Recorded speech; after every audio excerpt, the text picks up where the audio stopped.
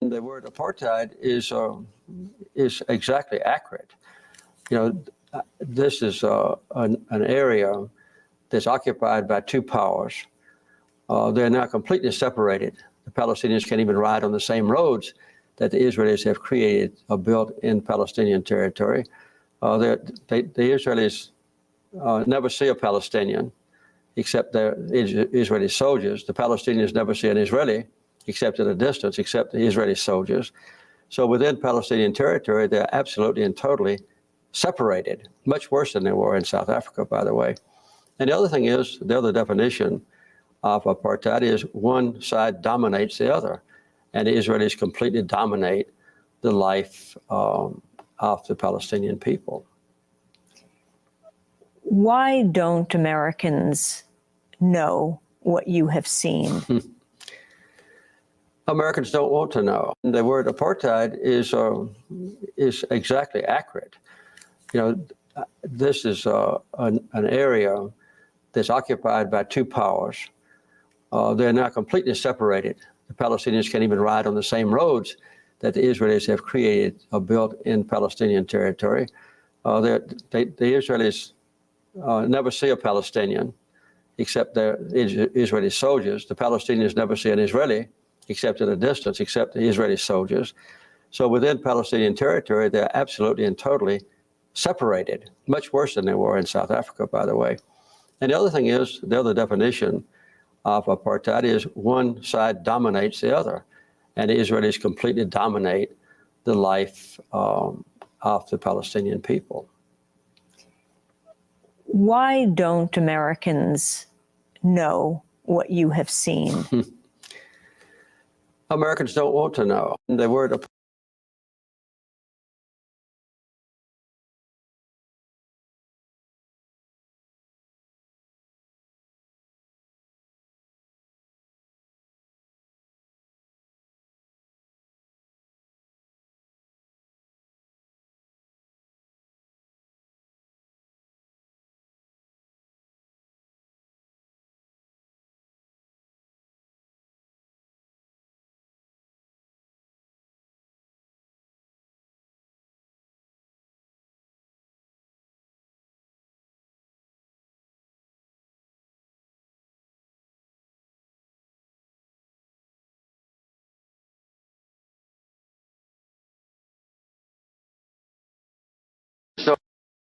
don't want to know, and Americans don't want to know, and many Israelis don't want to know what is going on inside Palestine. It's a terrible human rights persecution that is far transcends what any outsider would imagine. And there are powerful political forces in America that prevents any objective analysis of the problem in the Holy Land. I think it's accurate to say that not a single member of Congress with whom I'm familiar would possibly speak out and call for Israel to withdraw to their legal boundaries or to publicize the plight of the Palestinians. And that is added onto by the very effective work of the American-Israeli group called AIPAC, which is performing its completely legitimate task of convincing Americans to support the policies of the Israeli government. And AIPAC is not dedicated to peace. They're dedicated to inducing the maximum support in America, in the White House, in the Congress, and in the public media.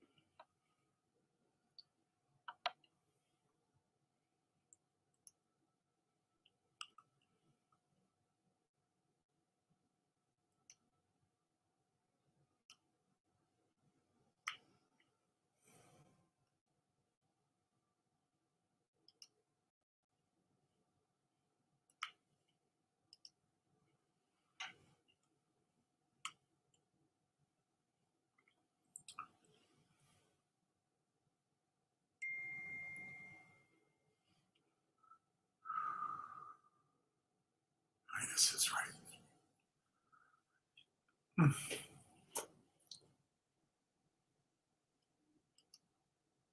Yeah, I guess that's right. Okay. That's not right. That is right. I don't want to go over that one. Let's go. Let's start with the last one.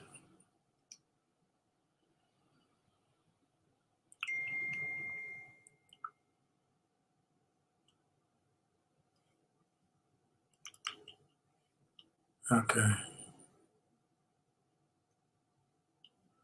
This is the one we'll go over. I don't know. I'm trying to do this so there's only one camera. I'm also trying to do it so I show you this clearly. Welcome, everybody. Ham is in rehab, so he's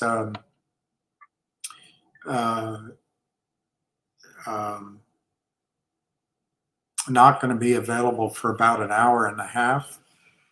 And I think he already did a call, which might be up on Twitter that you can listen to. He wanted you guys to understand that, in his opinion, and it makes sense to me too, there was a margin call, perhaps, with the finger motion short, the real one. But he might have also meant one of the nakeds, but I think he meant the real one. And that in order to bail their butts out, they got one of the LLCs out there to start shorting, and the stock's down. And then that hit that. You know, I've grown to really wonder if there's margin clerks that even care anymore.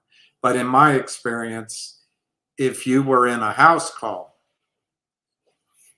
and of course I'm not talking at the prime broker level, but I assume it's the same thing. If you're in a house call and the price moves in your favor as the broker who has a margin call, that restarts the clock. And so when Vern looks at the account at 10:30, you can say, hey, we don't have a problem. He says, okay. And he gets back on his list, calling every other broker in the system. If it's a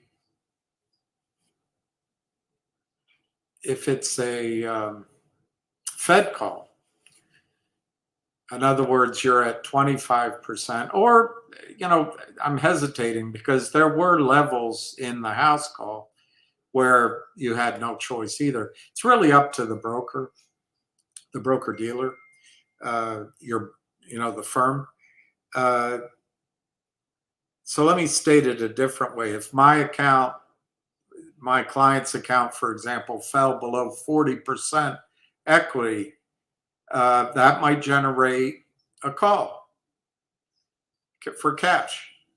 But which I didn't have, but the criminals have, if I had the ability to influence the price of the stock and get it to go up, if at the time he called the market price had gone up and it's at 42, 41%, all right, we'll talk to you later.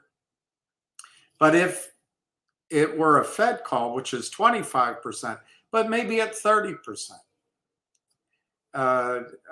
it gets below 30%, they're not going to accept that the market fixed your margin call. They're going to want the cash. But in this case, anyway, it looks like the market fixed their margin call. I wanted to go over this Anson Fund crap. I don't know. I thought today was a holiday. I didn't even know the market was open until this morning. Shows how clueless I am. But what happened with NextBridge and MMTLP really angers me because it started with Torchlight, it went through MMAT, and then now they're working on NextBridge. I think we're fortunate in the CEO we have with Craig McCabe. And I wish I had a producer. I wish I knew how to edit things down. I'm going to learn how to do that. But Ann Wagner is the problem. She is the chairman of the House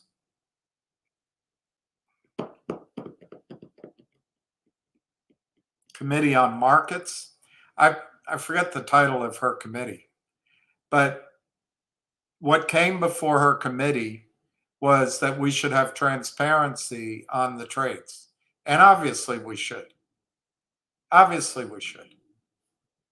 You can't go to a Bruce Springsteen or a Pearl Jam or a whatever this idiot woman is, Taylor Swift concert without your ticket belonging to you.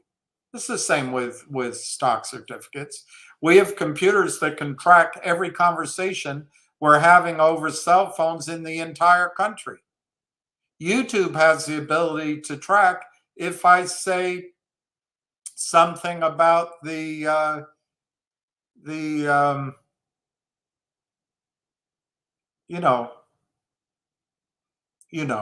thing. So we do have the technology to track these certificates. Ann Wagner has decided to join forces with Goldman Sachs, Ken Griffin, SAC, etc., and the Kramers, the lowest of low lives, and the Eastons, the lower of lowest low lives, FINRA, Goober Gensler, in defrauding you. Ann Wagner is part of the problem.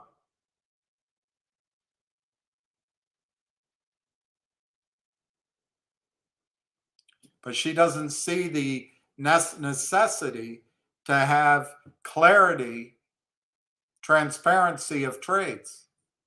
Why? Because it would violate, according to these lobbyists and Goldman Sachs and the hedge funds, it would violate the sanctity or the privacy or the privilege of proprietary trading secrets. It's not secret. They just steal. They do not follow Reg Show's. There's an exemption under Reg Show. But Reg Show says, I believe it's 2 days. If I'm wrong, maybe it's 3, maybe it's 1. But you have 2 days after settlement to reconcile, because in the flurry of business, and you're so busy, you don't have time to make sure the shares are there. You know how rapidly little orphan stocks like MMTLP trade. I mean, if you're retail, you better have your cash in your account, or if you're selling something, it better settle first. You're not allowed to buy. But if you're one of these privileged accounts, just sell. It's such a hurry. You don't have time to do your homework. Just sell. The law is you have to own the shares before you sell, or you borrow them in writing before you sell,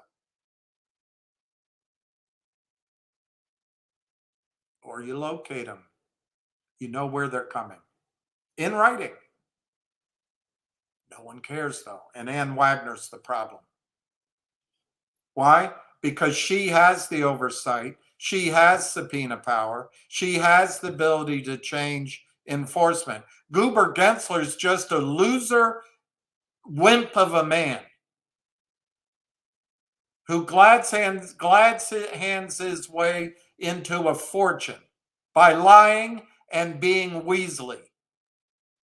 Adina Friedman is just a woman with sort of a smile that might be somewhat attractive, and she is a woman, so she deserves the job. She doesn't know what she's doing at NASDAQ. And then you've got Robert Cook, rather plump man, who I don't know what his qualifications are.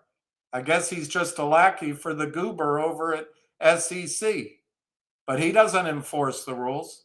Your broker has no clue. They're all been stripped down. Everyone is 12 years old. They have no clue. They moved the in-house trading of the brokerage firms out, and so the whole trading desk became hedge funds. And then they have prime brokers. And that trading, they're all buddies. That's where the problem is. But Ann Wagner doesn't care. If it were transparent, then the lobbyists, the lawyers who were liars, couldn't hide it. But Ann Wagner doesn't care.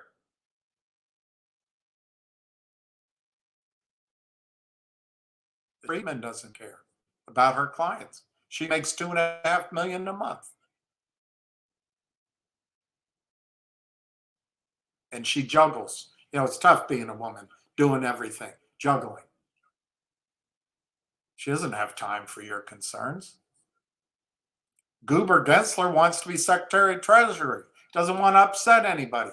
When I watched him in Congress, all he wanted to do when the mic was off, go up and glad hand.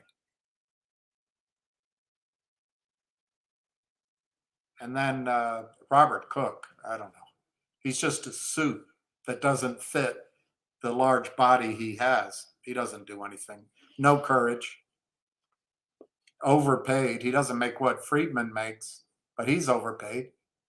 But they're just operating inside of a criminal enterprise, industrial scale, which survives because Ann Wagner doesn't ask for transparency. She doesn't demand it because she buys this lobbyist lie that if you put that out there, the lawyers and lobbyists both lie, then somehow you're going to take an advantage away from the criminals to make their profits. That's proprietary trading protected by freedom of speech and freedom to steal and assumption that they're not doing anything wrong. I don't know how the hell she justifies it. She's from Missouri, the show me state. I'd like to show her the door. But that's probably sexist because she is a woman, and you know things are better when women are running things. Just to be clear, I don't care if she's a woman or man. Just do the job. Just do the effing job. Well, anyway, what I wanted to go over here today is she won't be watching this. She's too busy.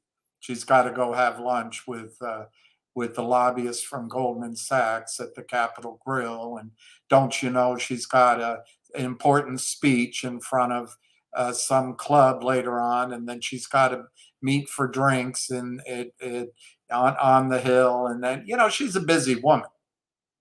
But anyway, in here is the scope of the problem. But first, I've never reviewed this article. This is the most recent one. Moez Kassam and Anson Funds selling everyone out. The one I think I read to you live and as a separate video was, I don't know. It's one of these 1, 2, or 3. It might have been this great con, but it talks about the $1 trillion thing. But let's go through this one first, because this is new information to me anyway, maybe not to you.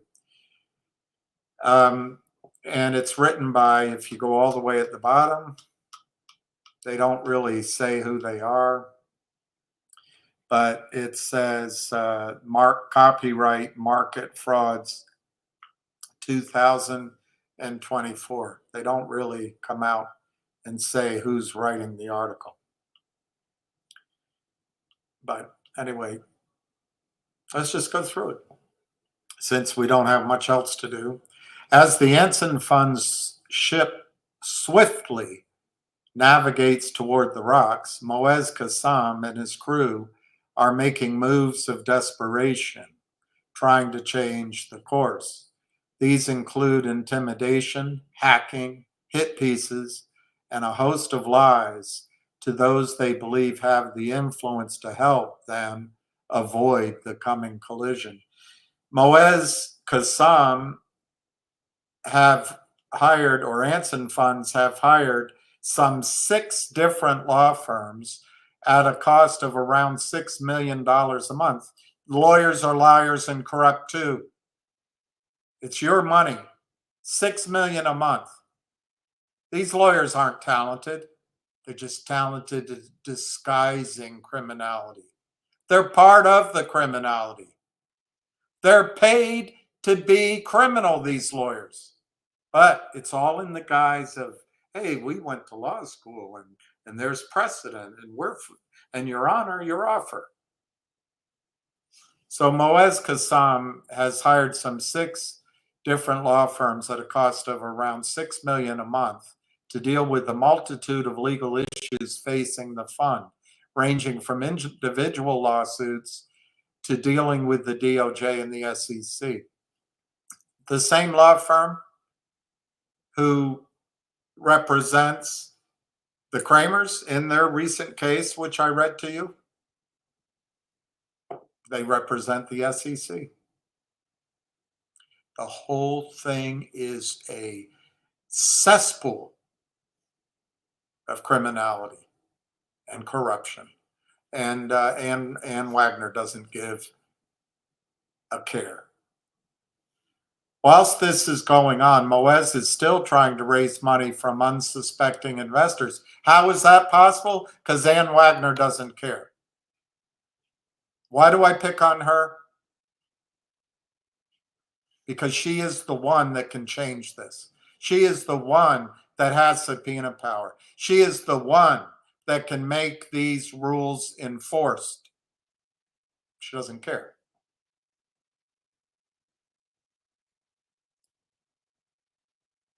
It's time to have a female president. Let's focus on that. Let's not focus on what's really going on. Let's not focus on the job. Let's focus on things that get us emotionally worked up. Whilst this is going on, Moez is still trying to raise money from unsuspecting investors, telling them all is well, and these are minor speed bumps on the way to Anson becoming a $10 billion fund. If there were transparency, Ann Wagner, this wouldn't be happening. We hope investors are not fooled by this. Their money will disappear down the black hole of losses, redemptions, and confiscation. Anson has spent millions hiring the best in reputation management, whitewashing search engines with puff pieces and new pages bearing Moez Kassim's name. This can only do so much, though. Once you are in the crosshairs of the flaccid U.S. regulatory system under limp Dick Gensler and the DOJ, that one attorney, I forget her name, I can't remember her name. She seems to have the courage to fight this, and I'll try to look the article on her up. Right now I can't think of where to find it. She seemed young, new in the task, but at least she wants to fight this. But maybe the DOJ can change this. Let me see if I put this down here. I don't know. I don't like my system. It doesn't give me much feedback now, but let's just see. All right.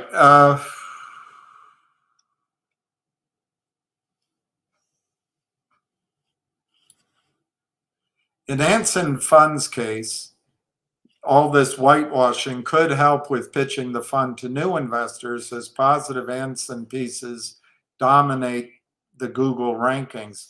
And this all comes down to Ann Wagner. This kind of theft and cheating only can happen when the sunlight is away. They do this behind the scenes, and only Ann Wagner can cause the enforcement of the reg show rules. Only Ann Wagner can get the blue sheets. Only Ann Wagner can demand for the audited trail of trades to be made public. Only Ann Wagner.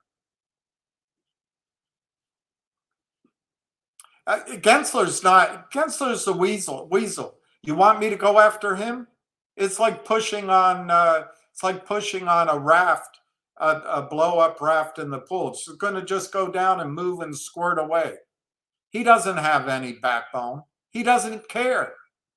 As long as the rules aren't enforced, he can weasel his way around. And this guy, Robert Cook, a functionary. He could be a shop teacher, a guy at a desk at the police department filling out the calendar. He could be somebody that you run into down at DMV. He's useless. Adina Friedman's a joke.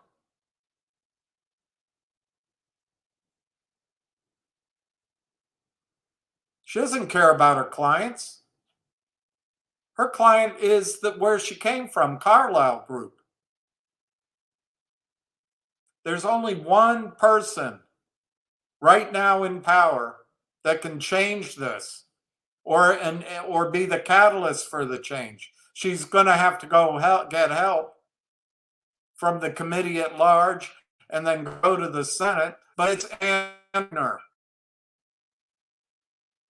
That's our system.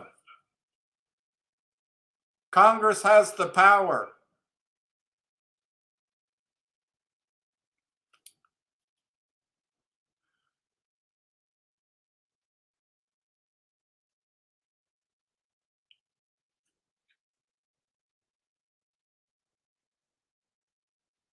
Okay, sources inside Anson tell us there is really only one route left for the fund, and that is to hand over bigger fish. Anson Funds has been caught, thank God, and it will most likely be fined and closed down, while jail time for key figures is looking likely. Awesome. However, jail time could be lessened if Moez is able to hand authorities someone bigger. That sucks. This is exactly what he is contemplating at the moment. Of course, Moez has no loyalties to anyone, but the task is not an easy one. He must identify the right target and provide clear evidence. He is aware that doing this also spells the end of his financial markets career. He's a one-man crime spree. But it's because there's no transparency. A kid graduating from first grade could put the dots together. It's not complicated.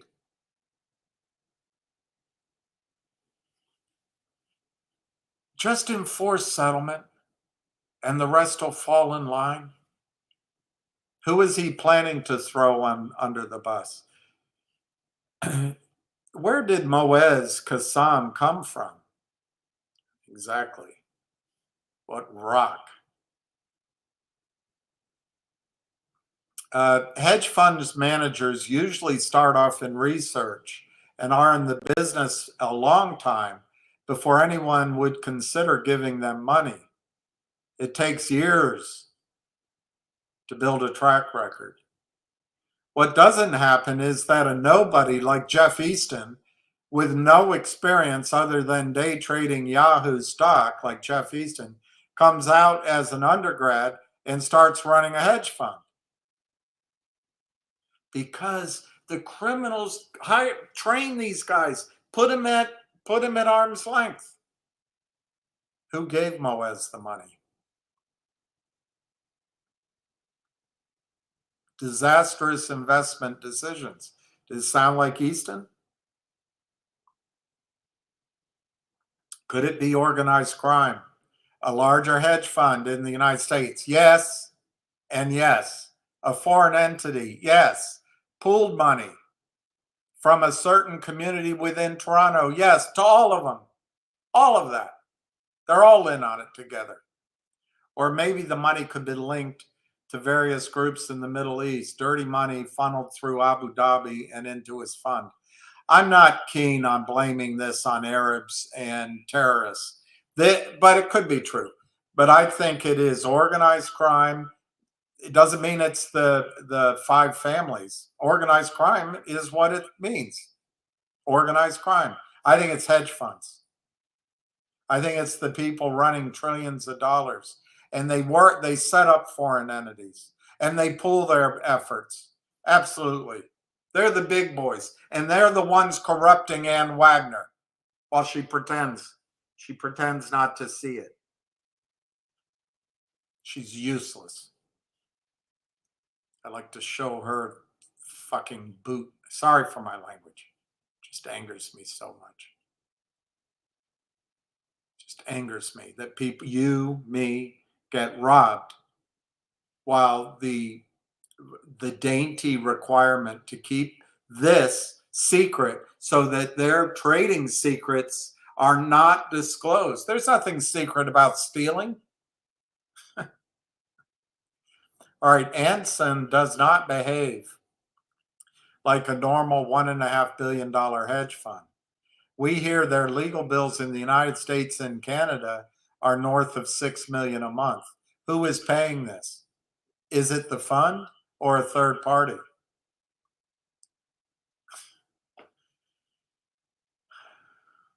Regulators need to be looking at where the money supporting this criminal organization is coming from, what their involvement is.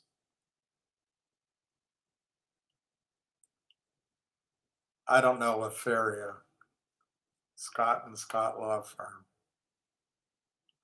I'm going to skip Afaria. Concordia. I'm going to skip Concordia.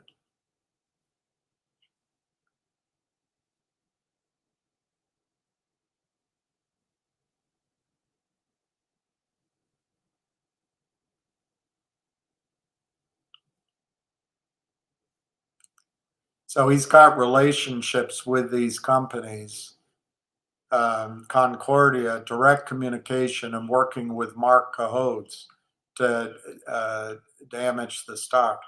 And they won't let a CEO come out and talk to you except under very specific guidelines, or the CEO is sanctioned. Ann Wagner.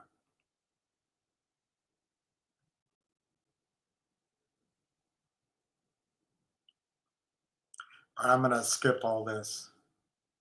Where Moez gets his money when in a bind. Moez Qassam has been moving money abroad to and through the UAE.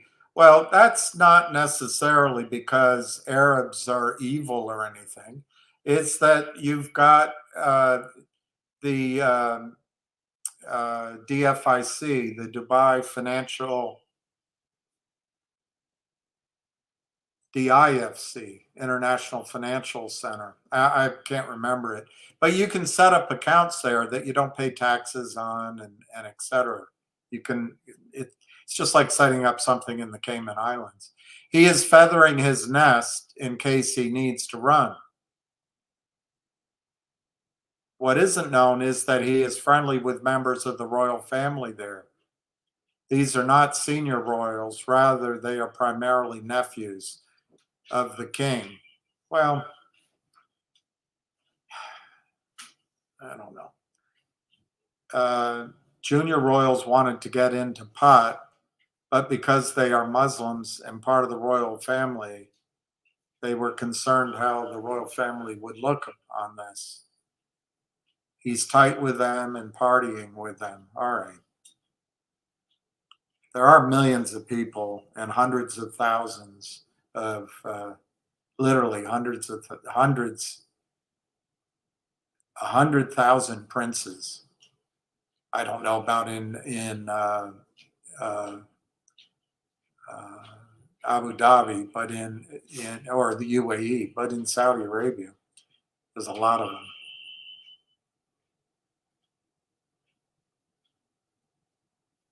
All right, let's skip 8 Capital, Anacostia. Genius Brands.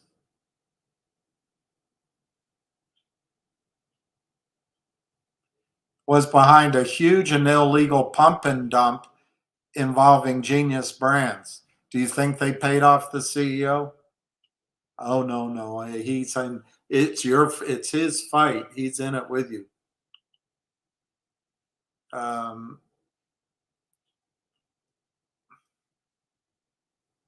right, so the king of cheap rounds. That's cheap rounds of financing. This is one of the way Moez was known on the street. If you were a hungry pot company, for instance, you could go to Anson for money.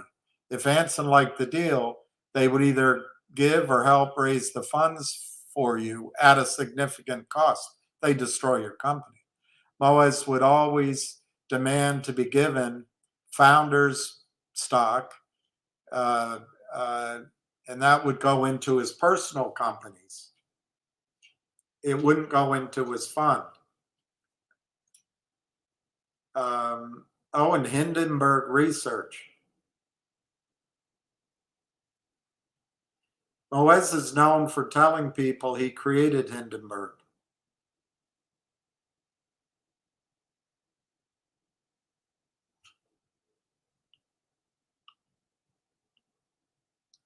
Now, this is Canada.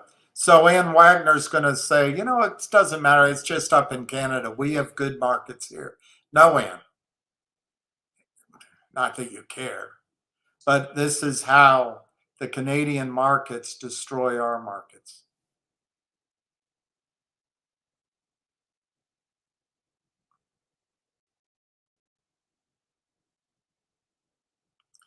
I'm going to read this. The OSC has no teeth. This might be one of Moez's favorite sayings. He has apparently been saying it since the first report came out, and he continues to use it to this day.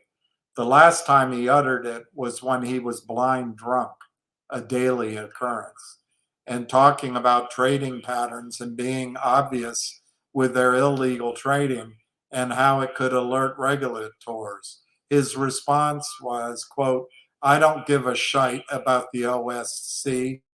They have teeth," unquote.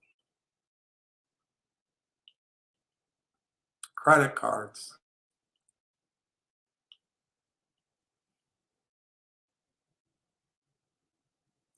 Sonny Puri Anson received multiple research reports from a JP Morgan analyst. White Diamond published many of these research reports on Scribble. These reports were not for public dissemination.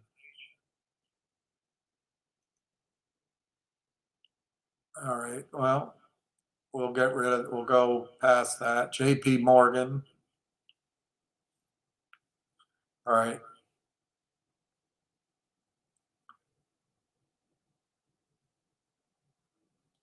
I want to find the mention of the trillions, and then I'll take this down and we can talk about other things. I just want to find the trillions. So at the heart of it, Moez is a coward. It's all us. We don't publish anymore.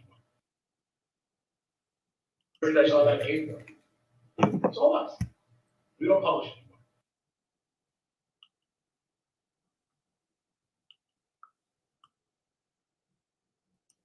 Because we're short on things, I'll still finance one of them, right? If I'm already short, I'll buy it. I would do that with warrants, not straight debt. It just makes sense, like 7% and 10% paper. But so every company comes to me. We meet every single marijuana, every single crypto comes to us. Because we're writing the biggest. Because we're short a lot of these names, I'll still buy into a lot of them, right? If I'm already short, I'll buy it, the private placement, to sell to get the warrant. I do debt to equity with warrants. Every company comes through here. In other words, through Toronto, through his doors. We meet every single pot company, every single crypto company, because we're writing the biggest checks. We're making our money on these converts to longs. like converts on the marijuana, and I'm short a ton of marijuana and buying a bunch of these broker deals. All right, so this isn't the one that talks about the trillions. My love is rotten to the core. Ain't talking about love. All right, that's not it. Maybe it's the first one, Tale of Corruption and Greed. There he is. He deserves Toad of Bay Street. Toad of Bay Street. Kassam's modus operandi is to create a false sense of loyalty by offering to help small companies in need of cash. The only way they get away with this, Ann Wagner, is because they sell behind the scenes stock that doesn't exist. And if you had transparency on trades, you'd know that, but you don't care. There he is. What a great guy. What a great guy. They're all men.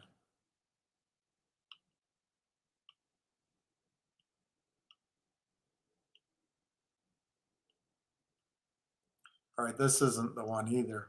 I wonder if I'm looking in the right place. Let me try the number 3.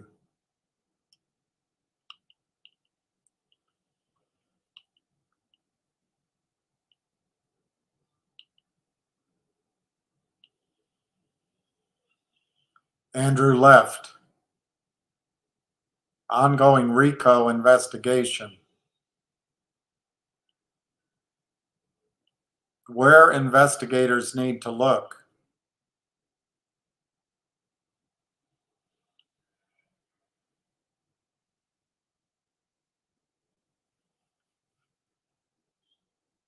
Here's Moez.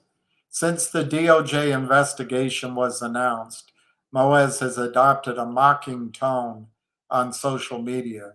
During one drunken ramble in Toronto, he claimed the DOJ investigation was, quote, a fake witch hunt, and they've got nothing on me. The most I will pay is a few $1,000,000. We will be a multi-billion-dollar fund by the end of the year, and no one will touch us, unquote. And that's true of all these multi-billion-dollar funds, $1 trillion that Ann Wagner kowtows to.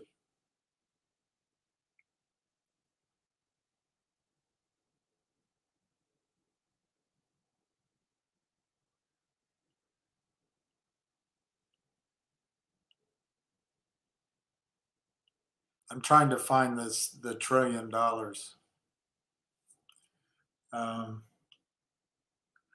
When it comes to the DOJ investigation, intent is important. Everything Anson Funds does to a stock it is shorting is intended to hurt the quote, the price of the stock. The difference between what Anson Funds is doing and what normal investors do is important. For example, those who shorted Facebook had reason to celebrate their win. If you have warrants in a stock and the stock is trading well above the warrants, you might short the position to hedge. That's what a hedge fund is. What Anson Funds is doing, however, is different. They're putting out bad articles, attacking people, spreading lies, and getting stock bashers on various chat rooms to spread fear, uncertainty, to unnaturally push the stock down and intentionally hurt the quote, the stock price. They then force the quote lower through illegal trading techniques. That is manipulations. Anson's evil algorithms.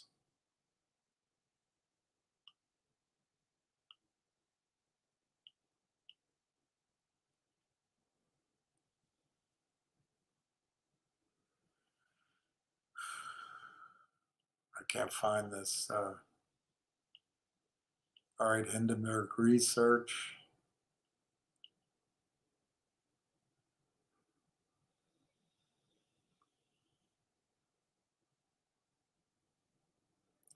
$10 soon as it continues its downward spiral. Ha ha ha. They make fun of you.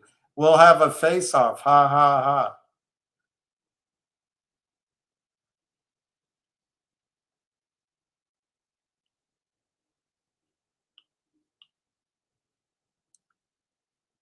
Moez Kassam, how do we short some face drive?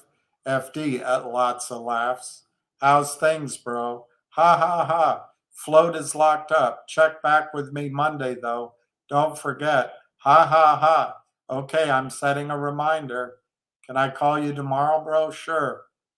FD dropped nicely today. Look at that chart. This doesn't bother Adina Friedman or Ann Wagner. Sorry, I'm picking on the two of them because Gensler's on his way out. He's not going to be here in a couple of months. And Robert Cook is a useless waste of space. So the only two that can do anything. Yep, haha, naked through 07, 10,000 shares. So he sold stock he doesn't own. Zero borrow. Didn't cost him any money to borrow. My buddy at Toronto Dominion and RBC.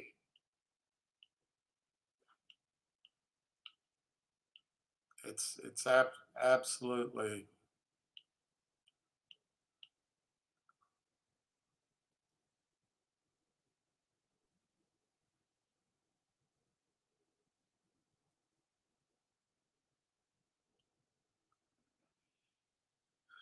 This is net asset value manipulation. I wonder if they describe that. Anson Funds has also been involved in net asset value manipulation to defraud unit holders and potential investors.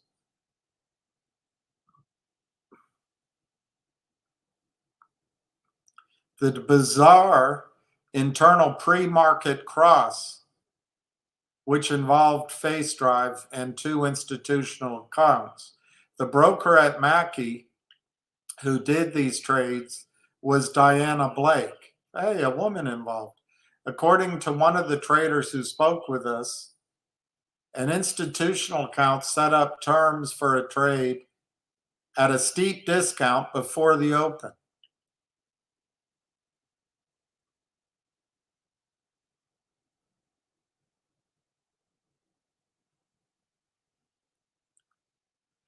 When these trades are requested, there is little to no vetting by compliance, thereby allowing institutions and so-called sophisticated criminal investors to move stock around the normal market. This is particularly useful for short trades, as the seller has the ability to show the house that a pending buy is in the system awaiting settlement in the red, to help create the needed room or time for accounts to avoid buy-ins. This is also a feature which could help create a synthetic loan of stock on a deferred basis, which technically speaking doesn't resolve the reg show requirements, but they let it pass.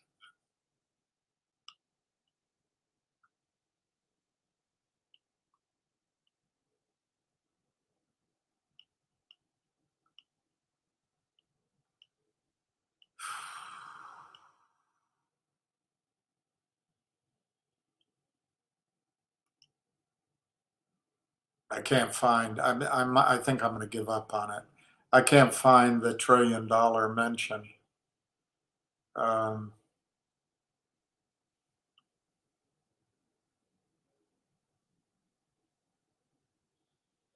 Maybe it's this one.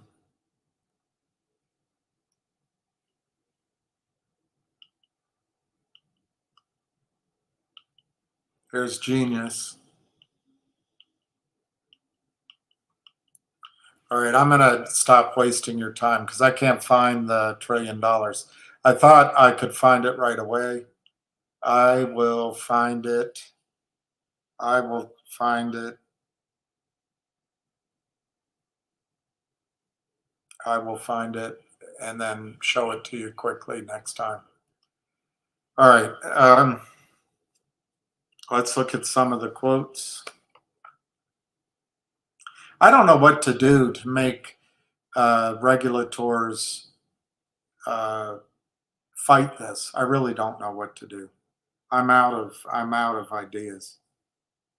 The Donald Trump stock is up $4 almost at 29, and I think that's pretty much a predictor of how people feel about how the election's going to go.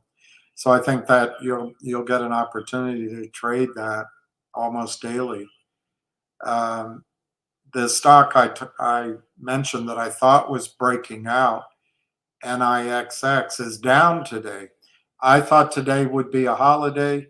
I think it's probably low volume today. I'm guessing a lot of people are away from your desks. So, but anyway, it's down. If I'm right, that's an attractive purchase price. The volume is 47,000 shares. But anyway, I don't know what to tell you. It is down, but it's subject to the same. This is what we get caught up in. We think that by looking at stock prices, we're getting information that helps us. What all of this is manipulation. Ann Wagner, logic is flat, but it's under 2 cents. I continue to not understand why that's not an attractive trade to people. I'm not saying you should bet the house on it, but 100,000 shares doesn't cost you that much, and it could be worth 40 cents, could be worth 20 cents, could be worth 15 cents, something. A couple of everything's in the red except for DJT on my screen.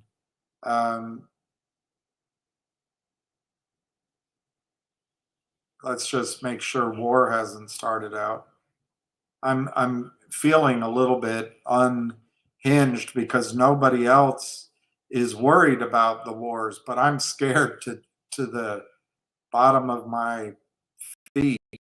I'm worried about the wars that are breaking out, and the news is worried about Taylor Swift and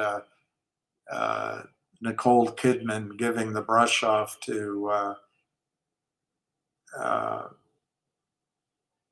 another actress.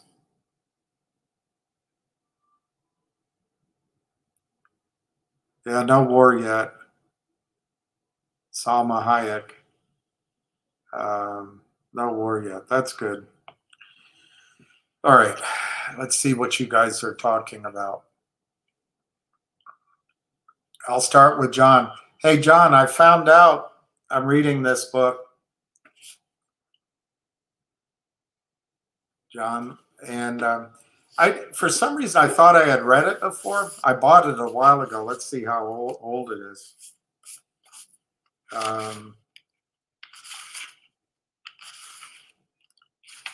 It is 2019, so I bought it a little while ago. But I never read it. It's just so I'm reading it now. I just saw this chart. Look at that for silver. This is the prices of silver. This is basically from Hamilton,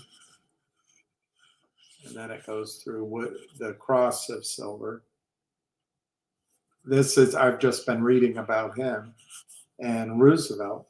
This is Bunker Hunt. Anyway, I'll give you a book report on it once it happens. But anyway, John, you know what I learned in here?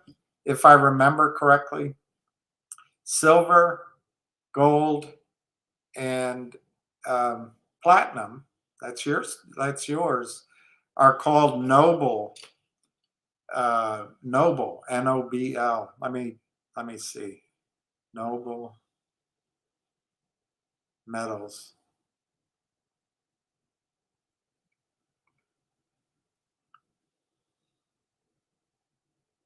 Noble metals definition.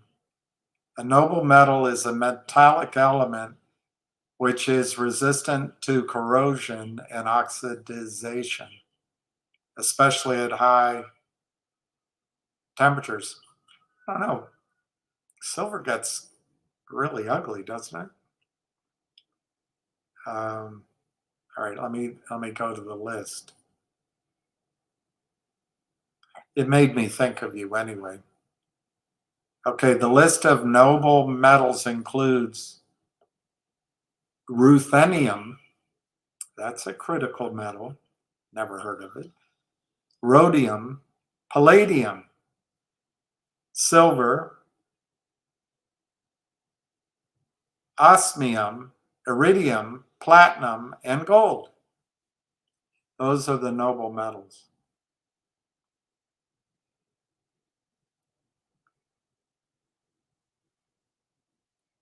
They're right in the middle of the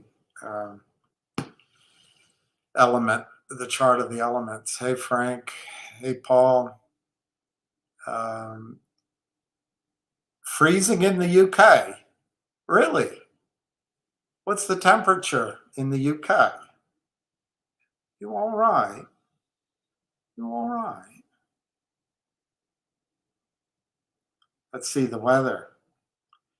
Here in Washington, Dubai's 89 degrees. Washington is 65. Effingham, if you've ever been to Effingham, Illinois, it's 58. I've been there many times on a well. All right, let me see the UK. I thought I had, there it is, London. 54 degrees, mate. That's pretty cold, isn't it? It's not that bad though. It's not freezing. It's just cold. That's interesting. What's up with Logic? Yeah, I think Logic is an excellent buy. Let me see if I printed out the news story. Let's go through the news story. Let's just do it.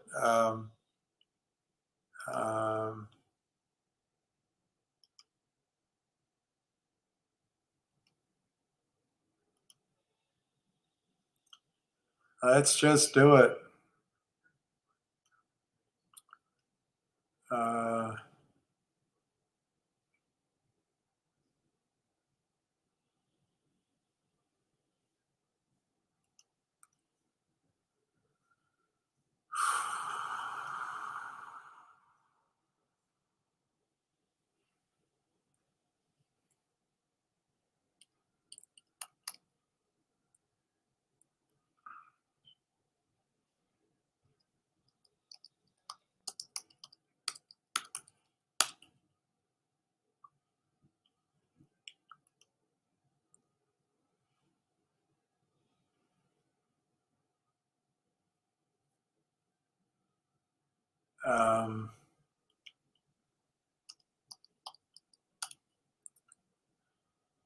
Okay.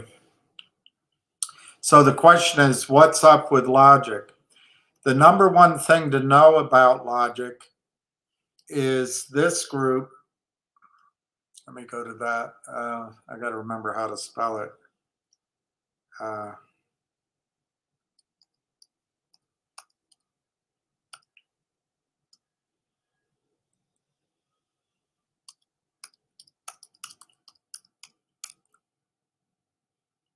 Chardin, right here. This group, decades of experience deliver meaningful impact. Whatever that sounds like something Kamala Harris would say. That gives impact too. It's upside your head. It's not the right impact. Chardin is a leader in SPACs with over 170 SPAC transactions since inception, totaling 38 billion, including 15 self or co-sponsored.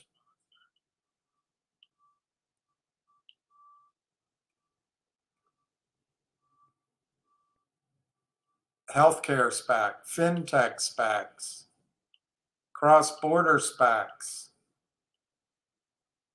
diverse sector. Here's the leadership team: Grossman, Kaufman, Wang, Barudin. All right, that's one part of the team that did the DLQ SPAC. The other one is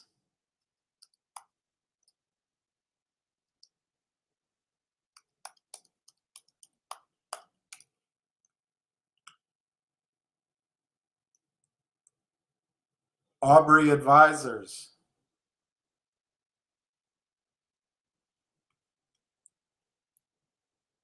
Team: Jeffrey Turman, CEO, Christopher Hart, Peter Bacher, Amy Wall, Miles Tierman, more. Yeah, okay. Corporate advisory services, turnaround, problem resolution, home, contact us. In Guildford, England, London, UK. Sorry if that doesn't make me feel good about it. And here's the home. All right, and then you go to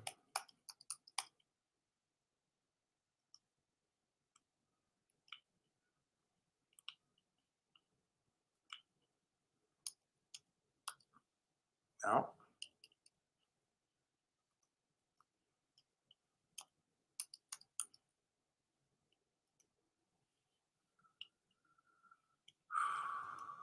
You have to go all the way back to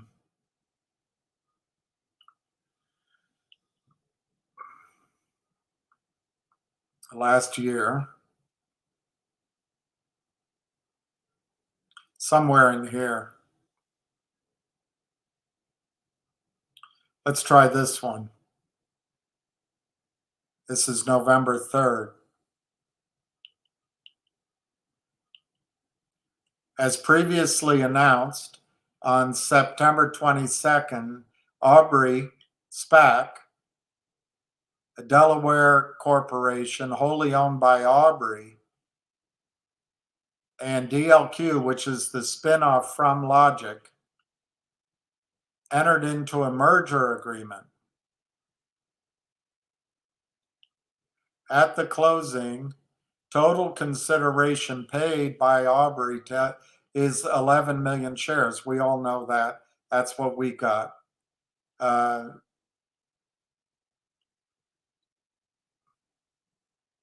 they have these consideration shares to Logic, but then they had crap going to themselves. Here's all the amendments. Let's just pick one of them. Let's see if I can give you the names. All right. This is Logic, 3 wholly owned subsidiaries, management earnout. I don't want to spend, I just want to show you the names I just gave you so you can see that I'm not making it up.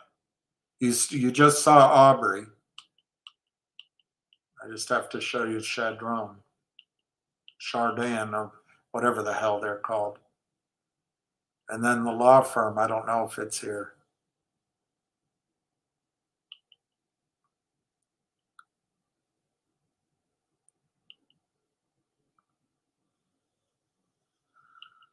Okay.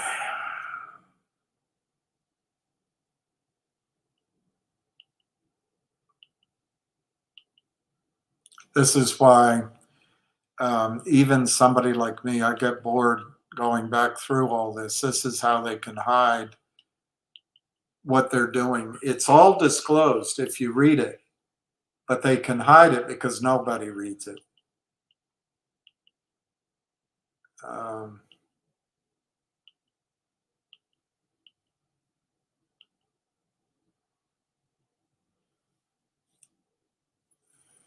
Finder's fees, issuance of shares, board approval, parent.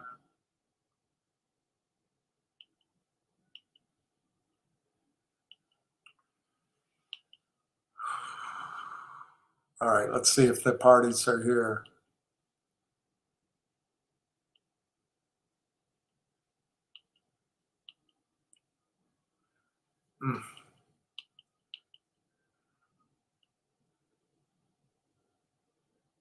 DOQ, parent stockholders. Darn it. I'm sorry it's taking so long. It's such a long document. Conditions to closing. And they've done 170 of these. So you wonder why was it such a disaster? I think it's because it was intentional. All right, here's Aubrey. Here's Aubrey's lawyers.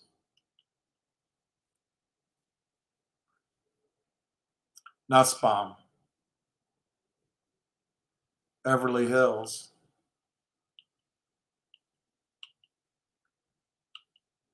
All right, I don't see Chardin in here. Here's Jeffrey Tierman.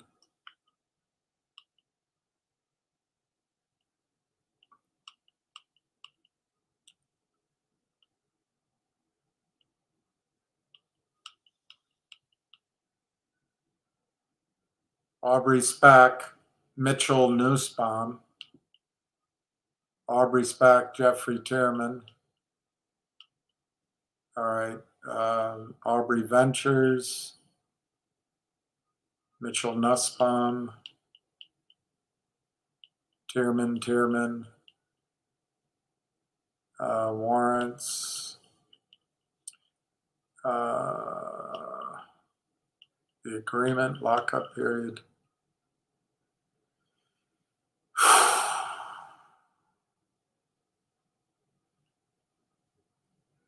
Okay. Oh, you're not seeing this as I'm going through it. I didn't know that. All right, so let's not do this. Let's not do this then.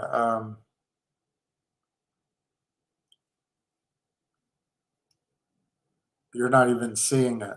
All right. Here's the convertible note.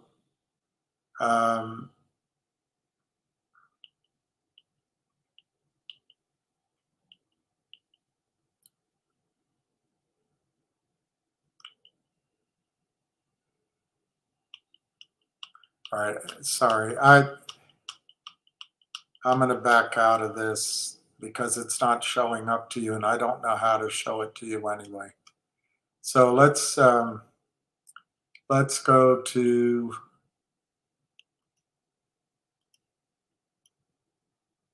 let me just show you something. Relic stock charts,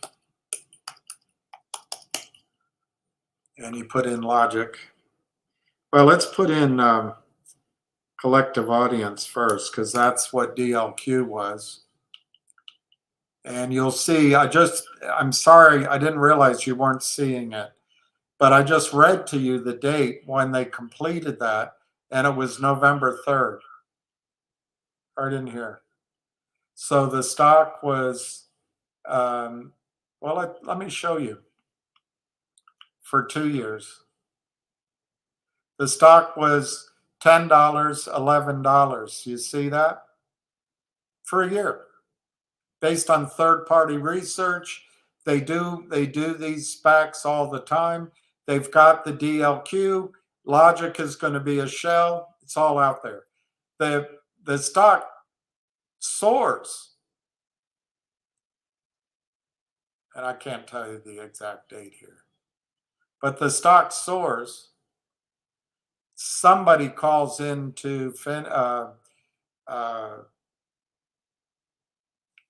I think to NASDAQ and says, hey, there's not enough shares outstanding. Well, don't you think if they've done 170 de-SPACs, they would have known to pre-notify that for 24 hours, 48 hours, it's going to appear like the shares aren't there, but it's just a mechanical, it's all there. It's just takes some hours to get. Well, anyway, called in NASDAQ to trading, and the next day it opens at, and then it collapses. And this is what Aubrey Advisors, let me put my annotation in there. This is what Aubrey Advisors and Chadron caused to the price of collective audience, which was DLQ. This is the group that does 170 of these, and they're on your side. They did this on purpose. Chardon is in there too. Now, just on collective audience, I want to point out something to you. This is when one of their tricks, let me get a different color. One of their tricks is to get it delisted because it's under $1 on the NASDAQ. So look what they did. And I believe Aubrey Advisors did this and Chardon. They're the only two players. It could be Aubrey Advisors' clients, Polar, but they would know their clients, wouldn't they? Well, anyway, you know what Peter Boards did? He said, you know what? We're not going to do a reverse merger. We're not going to reverse our shares. If you don't want us on the NASDAQ, we'll gladly move over to the OTC. So what he did, since he made that decision, look at the stock price.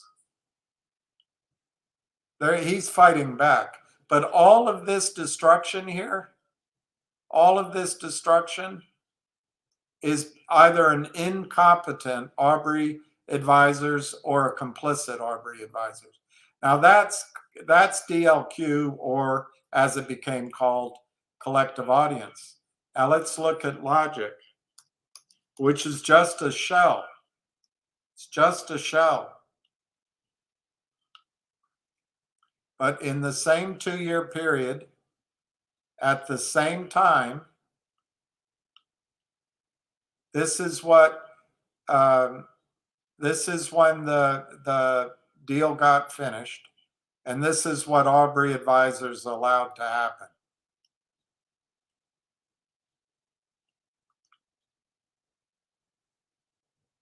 Right here.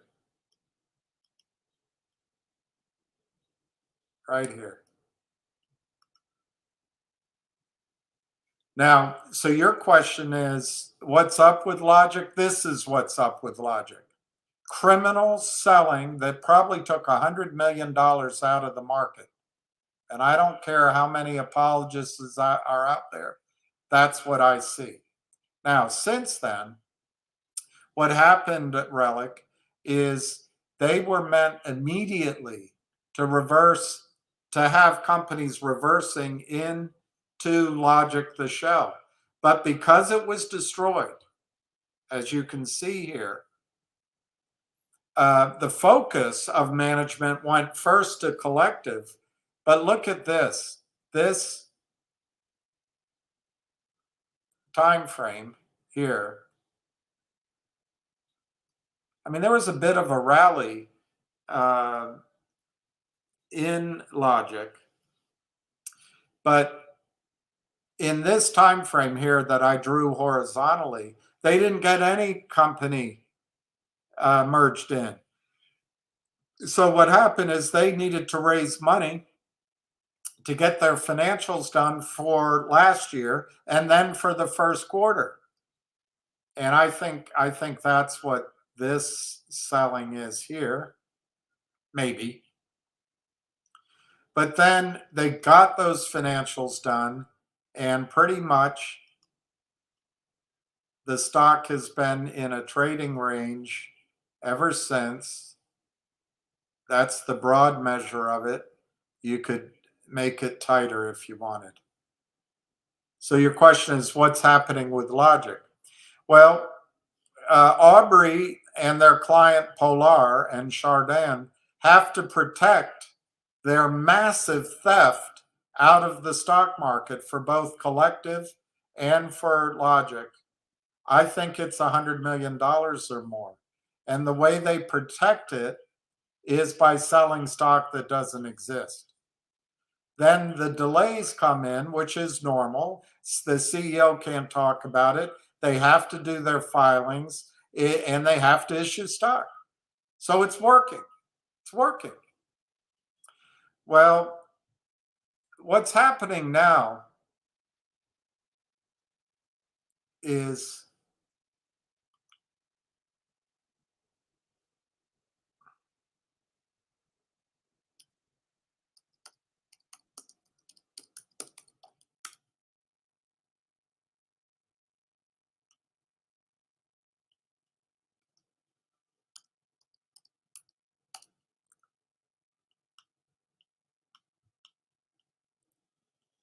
I wonder if I click this, if you'll be able to read it.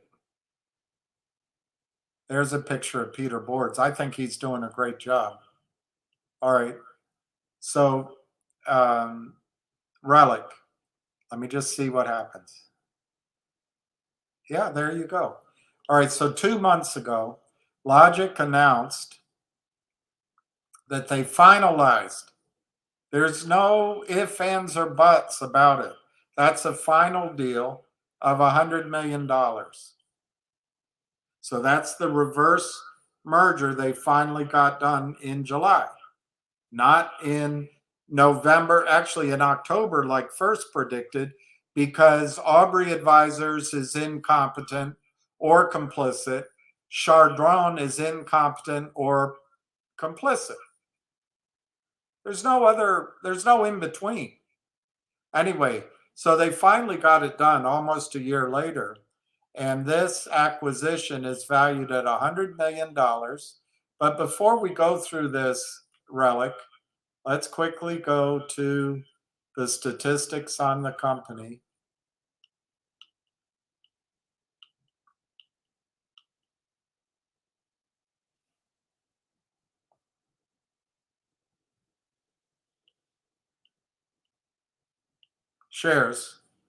Shares outstanding, 279 million. But the authorized shares,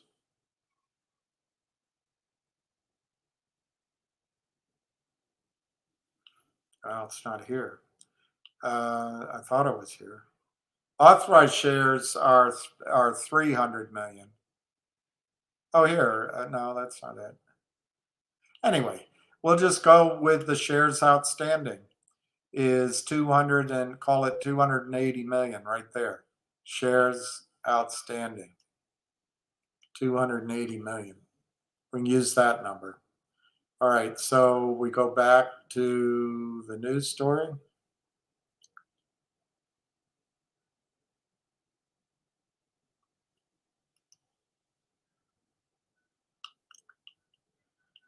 So it's valued at 100 million. You see that? You see that, right, Relic?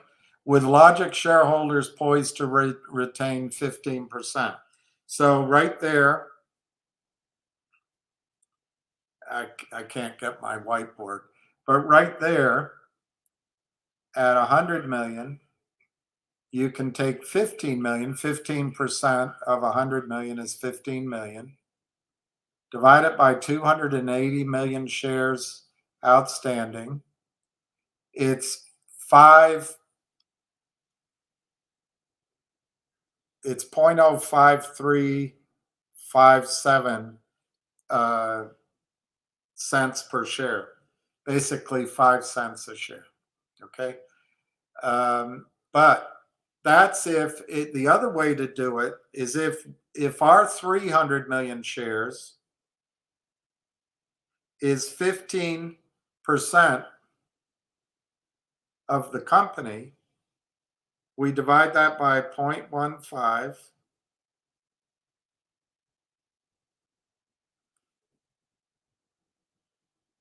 It gives you 2 billion shares outstanding. All right, so you could do that right now. Done. 5 cents, done. But you got to keep reading. Why wouldn't they do it right away? Why is it possible that it's taking a while to announce the specific number of shares? Well, all right, they're going to uplist post-transaction, okay, with a substantial capital raise. All right, now you read here, biotech portfolio. This acquisition represents the first in a series of acquisitions targeting a cumulative value exceeding 750 million. 750 million. It's a share exchange.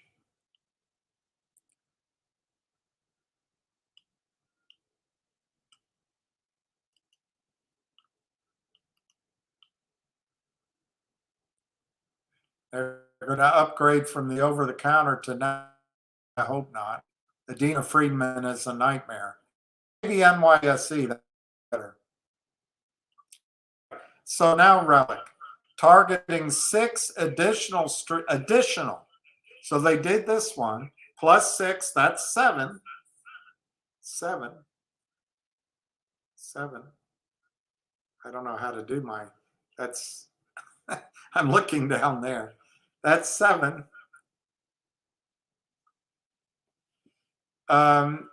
Which are in process now. This is 2 months ago. In process now. A path to significant revenues next year.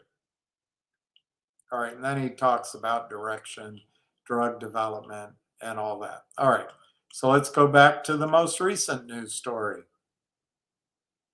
And Relic, you're well versed now that the clients for Aubrey Advisors and Chardron sell stock they don't own. They do it without any fear, and they manipulate, they collude, they break securities laws by constantly pressing down the stock price. Real shorts might be doing it too because they know the pattern. But what does that do? I just gave you the example in the first case. The CEO has agreed this merger.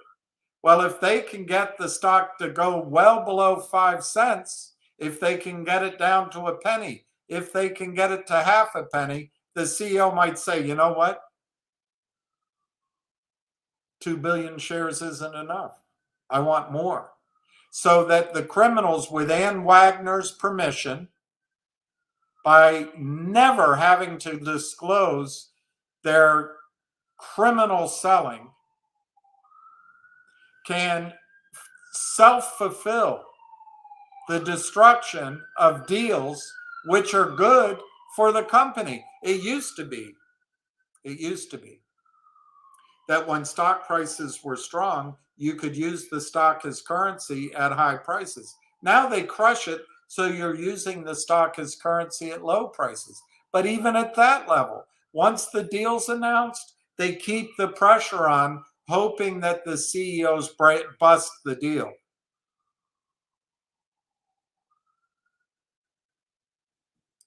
But Ann Wagner has no problem with that. All right, so October 8th. Today is October something. So last week they announced, Logic announced, that they acquires Evamate. Done deal. So there were 7. 2 were done. 2 were done. Done deal. But why didn't they announce the specific shares? All right, so they proudly announced the definitive agreement to acquire Evamate, valued at $5 million. Well, let's just take this one as a standalone relic. What if they just did this one, 5 million divided by 2 billion shares? That would be 0.0025. So it's a hard concept to get across, but on the other hand, it's not that difficult. If they started just with this trade at $5 million valuation, and we get 15%, there's 300 million shares outstanding. Divided by 15% gives 2 billion. If this were the only trade being booked right now, that would be worth a quarter of a penny. It's very dilutive. Well, they already announced the other deal, which I just showed you is worth 5 cents.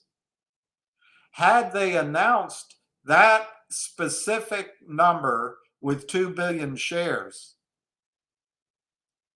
at 5 cents, and then announced this number, and we're supposed to get 15%, I don't know if my calculator would do it, in the 2 billion divided by 0.15, you'd be at 13 billion shares outstanding. So that's what the criminals are trying to do. And it's all because Ann Wagner allows it. But the criminals are trying to get the expansion of the shares so massive, doesn't matter what the CEO does.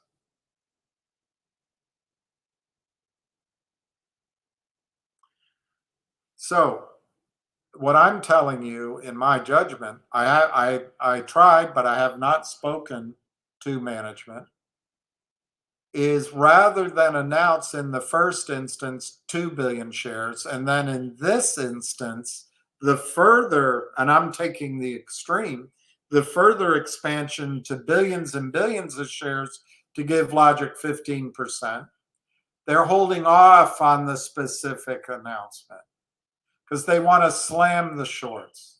But also, Relic, you got to understand from the CEO standpoint, in what's the first one? Metavate, and now in Evamate, it's in their best interest to work together along with the other 5 to only issue 2 billion shares.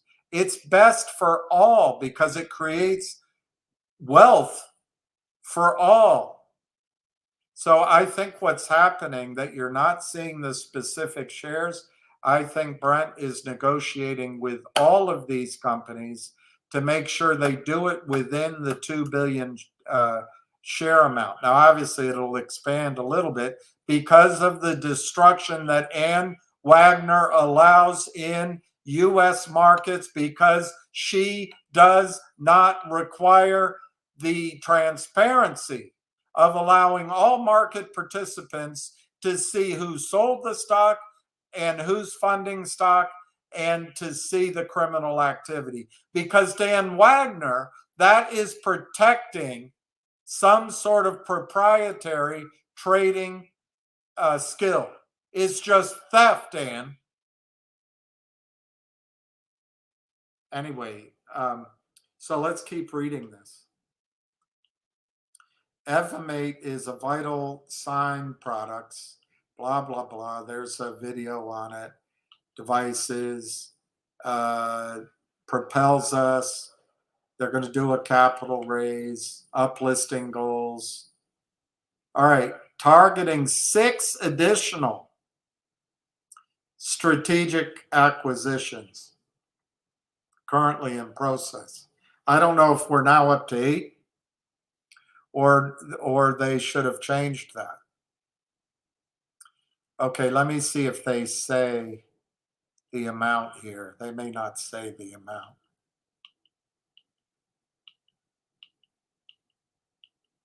They don't. So if we go back to the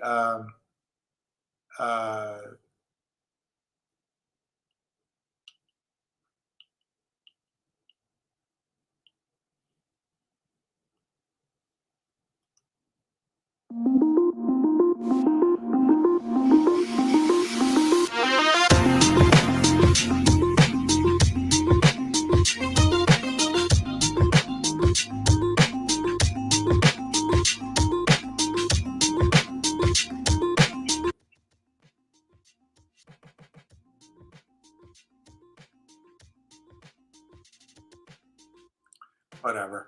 If we go back to our calculation and we assume 750 million, he said, great. Well, let me just show you because you won't believe it.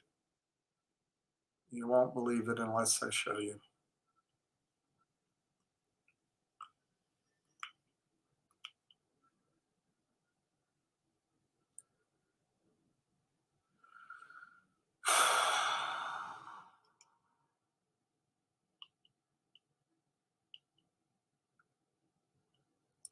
Okay, this acquisition represents the first in a series of acquisitions targeting a cumulative value exceeding 750 million.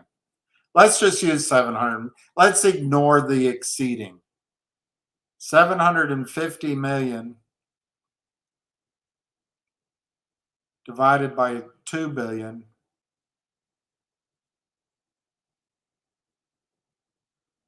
It's 37.5 cents a share. 37.5 cents a share. So let's go back to stock charts.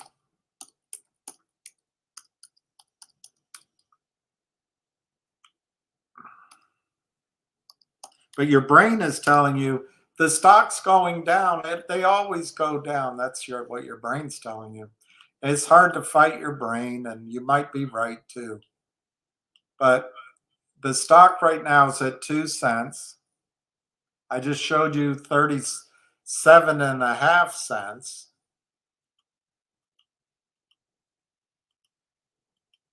I don't know how to get rid of all that.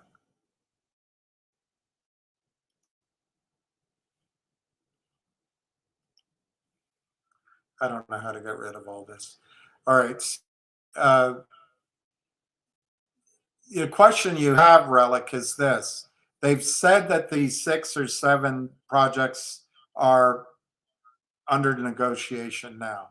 You know that the end of the year is coming. You know the first 2 deals have been announced. I think they're running against the clock to make sure all the CEOs do it together. But you've got this kind of downside in the stock. Except for this day. Look here, and this day here.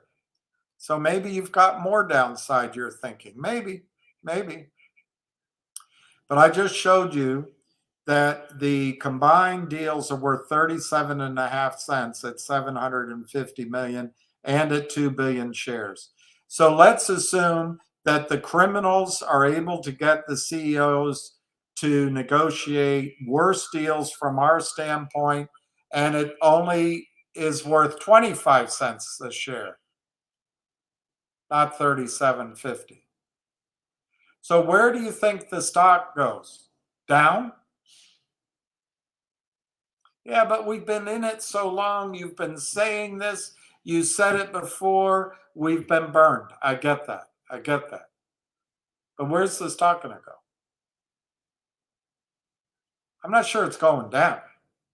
Now, it might stop here, when it always does, at 3 cents.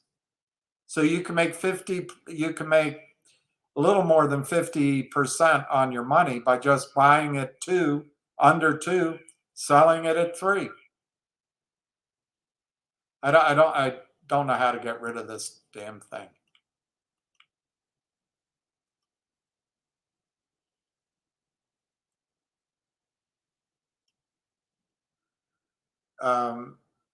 There, I can go under it.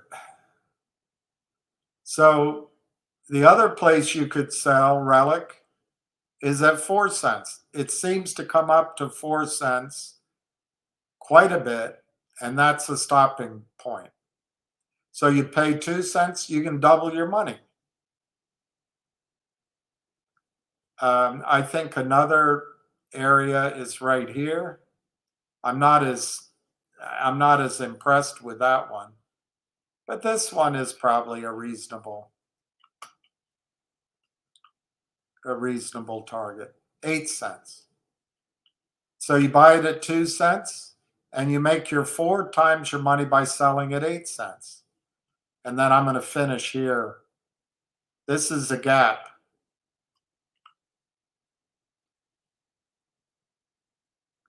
And it looks at like it's 16 cents.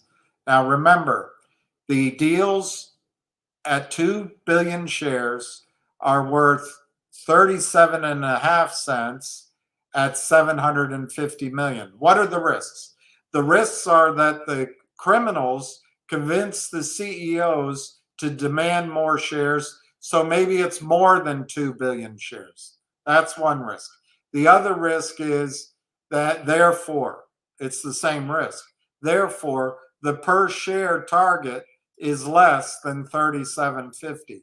So I use 25 cents here as maybe allowing for that disaster. I don't think it's going to happen because I think Brent knows what he's doing. So what you face is, why is it taking so long? The stock's down and it doesn't reflect the news. Okay, why not? One, the criminals are selling stock they don't own without locating it, and they're colluding to keep the price down. There may be sellers in there that are real because they can see Ann Wagner's train wreck over and over and over and over again. That could be. No specifics have been announced. So that causes doubt. The 5 other companies haven't yet announced. Well, why would that be? You got one guy organizing all the mergers. Can you do all 7 at the same time? It's probably difficult.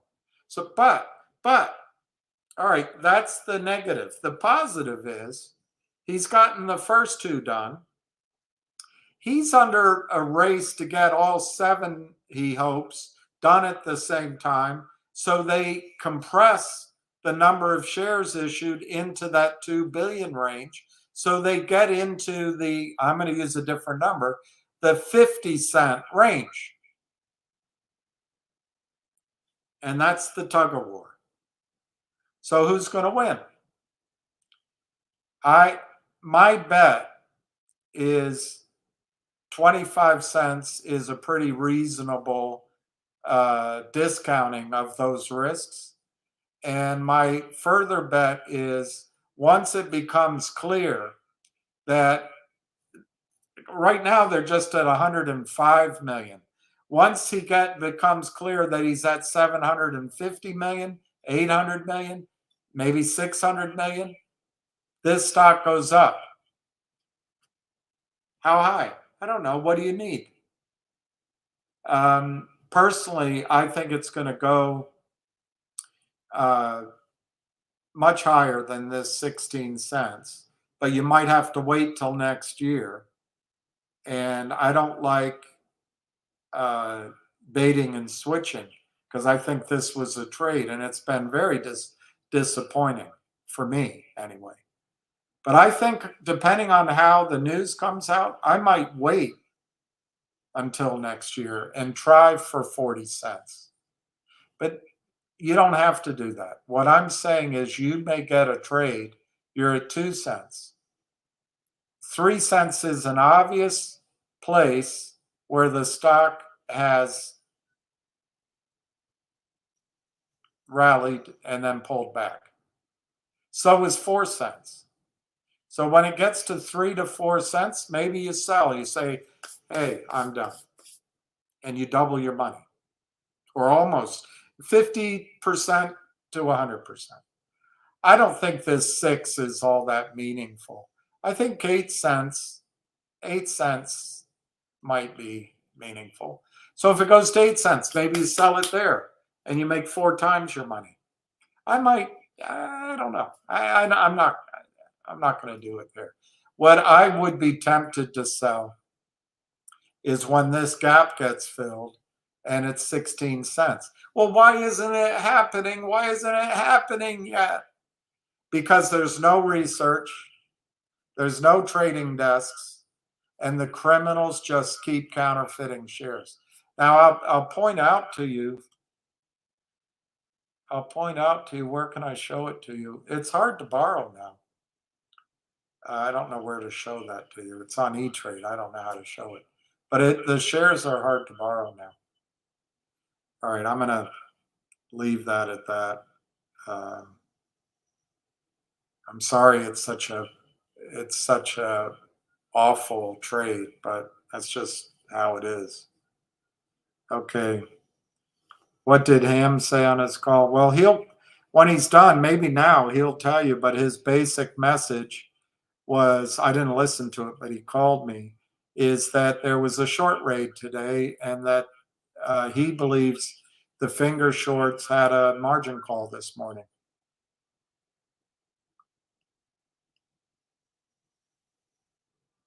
I don't think the finger earnings are going to be today, but let's check. I should have looked while we were on Yahoo. I don't think they're going to be today.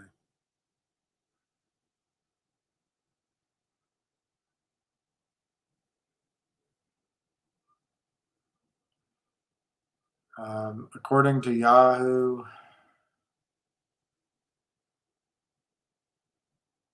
earnings will be the 14th through the 15th. So they've narrowed it down to the 14th or the 15th. So maybe today, huh? I have a feeling it'll be tomorrow because today is quiet. So they've narrowed it down to the 14th to the 15th. Ed, I just talked way too long on logic. My opinion on logic is that the criminals have controlled it. I think Brent now knows and understands what happens. His back is still against the wall, but he's announced 2 deals. That means 5 are pending. The risk is that those remaining 5 CEOs pull out because the criminals destroy the stock price and they say, hey, we want 10 billion shares. And Brent says, well, I'm willing to give 2.5 billion shares, and they walk away and the criminals win. But I think what will prevail is that these companies want to be successful. They're all in the same field. They have revenues, it looks like. They have great growing ideas.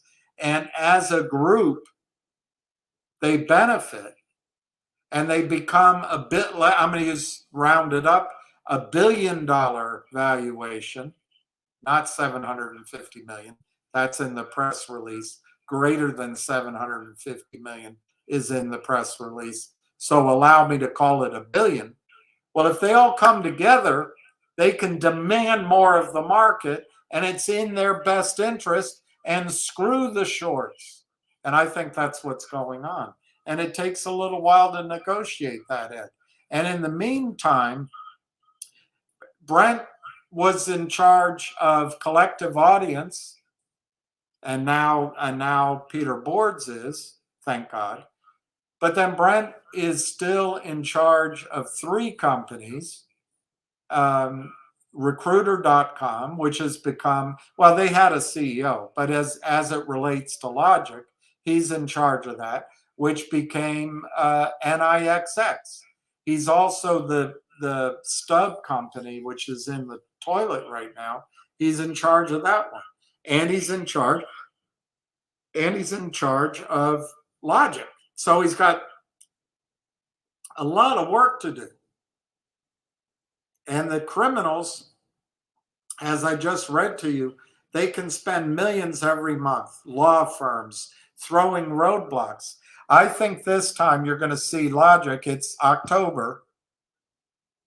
It's October. So add one other risk. That means they have to do their financials for the third quarter. Now, did they have enough money left to get that done? I bet they did. I bet they did. But you don't know. They might have to issue more shares. Who knows? But it's a race against time. The criminals want to bust up every single good deal, and they want not 2 billion shares. They want 10, 20 billion shares. Brent and his 7, they want to get that deal done as tightly as they can at 2 billion, and they want to get it done now. And that's the battle. And maybe that's what explains the price being down, because real shorts, and I bet there are real shorts, probably see that as a risk that it doesn't get done. I don't know. 2 of the deals have been definitively announced, though. So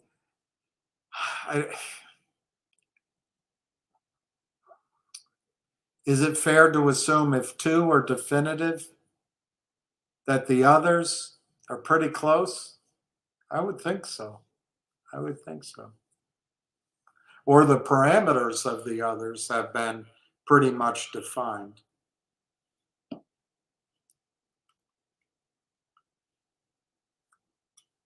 Now, I didn't see Nancy Pelosi's $1 million trade. Our country is so corrupt, and Democrats are, my party, are telling us that if the threat to the country is Trump, look at this criminal woman.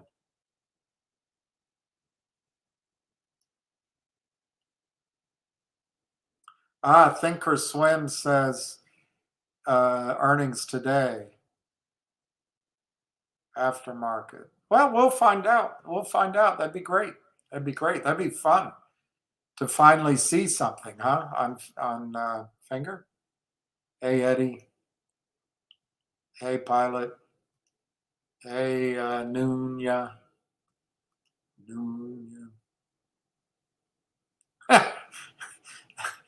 The mob has been replaced by our government. Hey, Raiden. Hey, Miguel. The one. Not legal in 30 minutes. Oh, shit. I talked right through it. I'm sorry. I wish I'd seen that. Maybe we can go find it. Let's see if we can. Let's see if we can.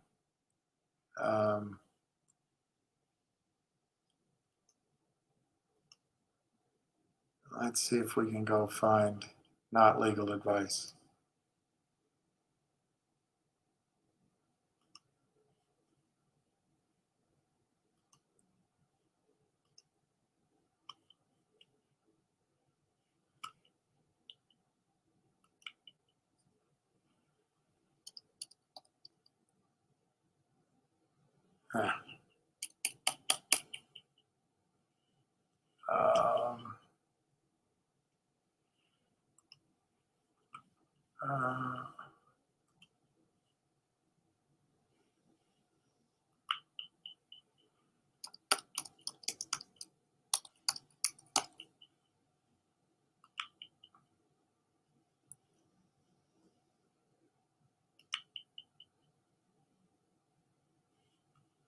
in the following asset classes. So in addition to whatever I just went through, we're on the last page, by the way, in addition to whatever I went through, and in addition to what I've talked about previously, they refer to bank accounts, the Citibank, TD Bank, Chase, Wells Fargo, to name a few.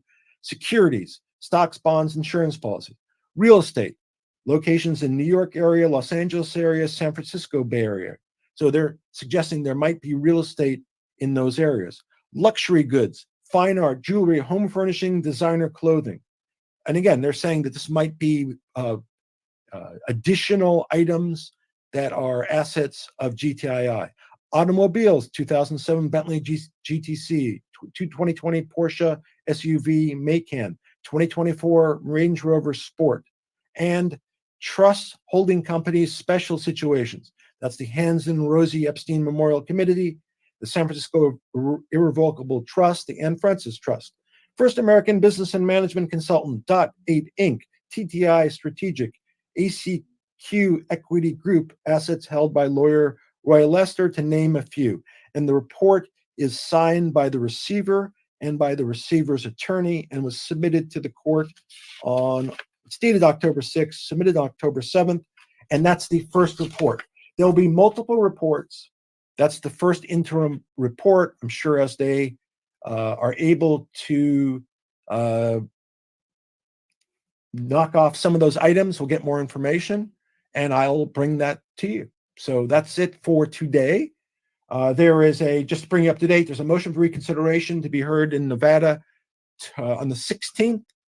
I think it's unlikely to be granted, but I will follow it and let you know if it turns otherwise.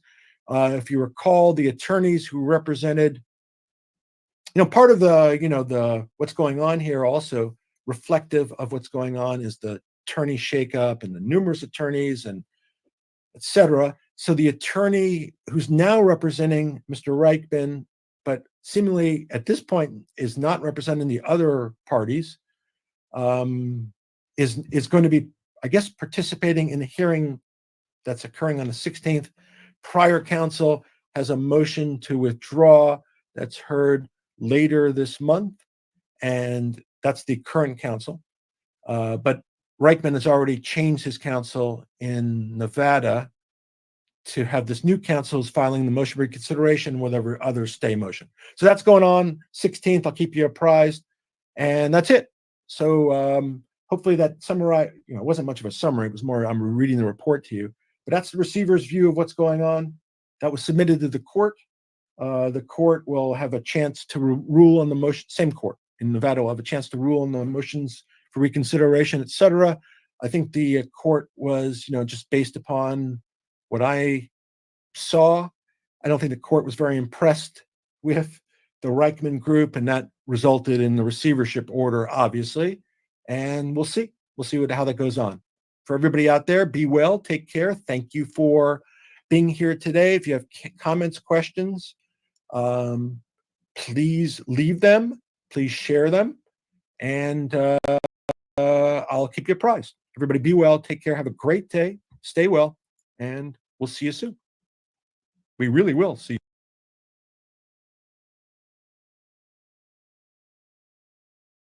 At the same time, I cannot operate the kitchen with our present personnel. Then hire more people to work in the kitchen. But it is common practice in There's hospitals. still more in my clinic. No patient shall be wakened from a health-giving sleep and forced to eat breakfast at a time which pleases the culinary union. But in the interest of good economy. Bad therapy is never good economy. If you must economize, do it in the doctor's dining.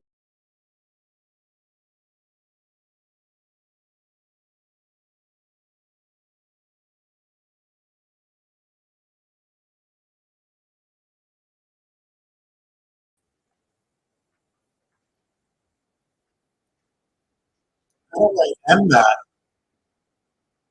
How do I end that?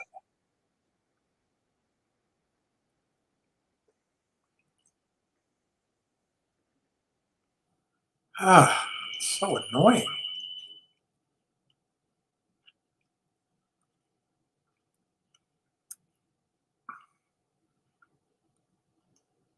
There we go. So you missed most of his thing, but it's not legal advice. And sorry, the one I didn't know.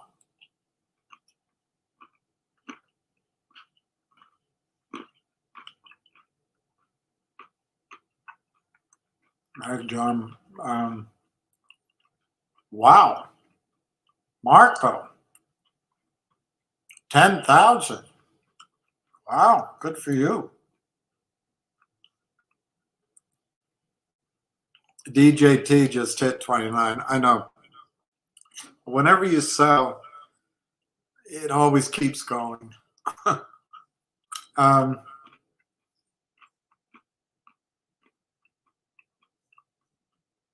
I don't know what you could do to correct that. My guess is tomorrow morning they'll sell DJT down.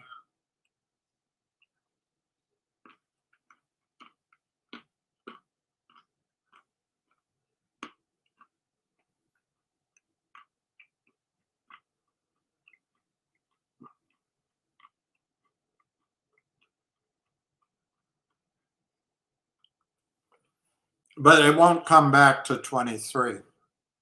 So if you want to trade it, I don't know, then it can just get worse and worse and worse.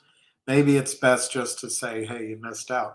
But I think DJT has a chance to go much higher, as if it seems like Trump is going to be president.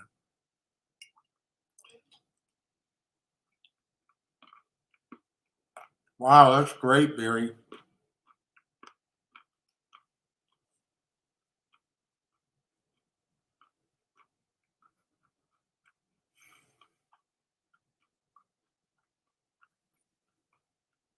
I think you're going to, those modest gains, that sell the rip, buy the dip, I think you're going to get a chance to buy dips. It won't perfectly match up, but that's okay. It's a new trade. You can't unring a bell. The other trade you've already done. You can only just do the next trade that's obvious.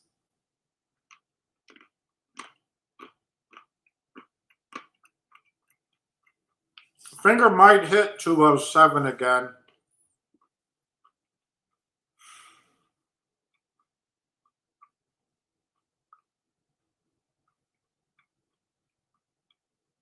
Maybe.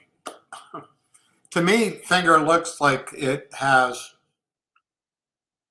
on a technical base, looking at the charts and looking at the feel of it, to me, it looks like finger's about to go up and it's broken out.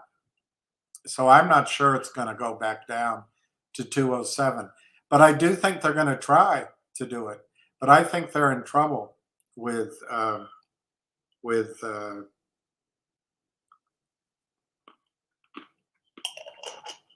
finger.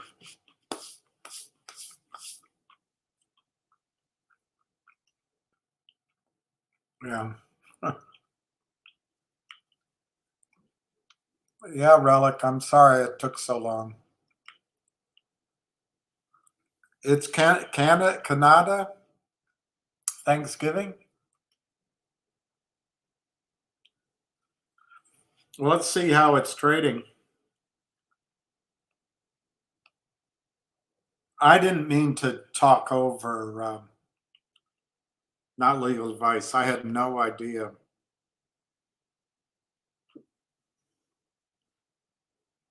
Fingers 219. The low today was 217. There's a chart a friend sent me.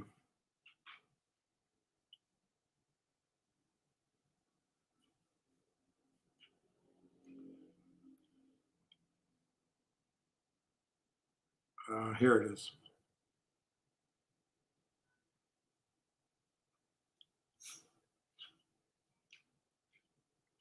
Well, anyway, I can't show that to you, but I guess I could show you fingers chart.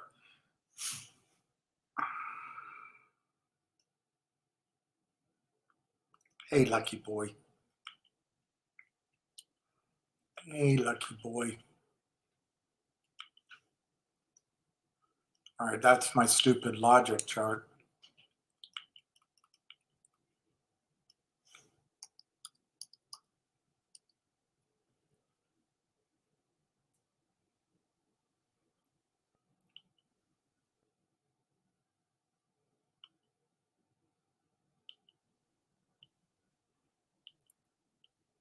It's not what I wanted.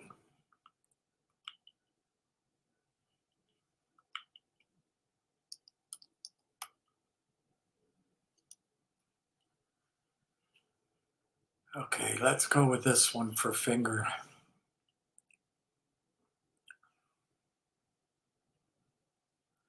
Let's go with this one for finger. I don't know how to get rid of that stupid thing. How do I get rid of it? Move. Move.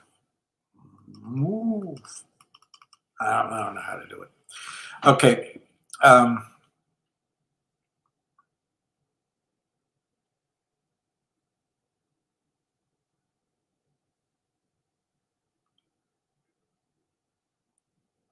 He sees some sort of head and shoulders. Oh, I see. He sees it here. Okay. So he sees an upside down head and shoulders, with this being one shoulder and this being another. And then he takes from here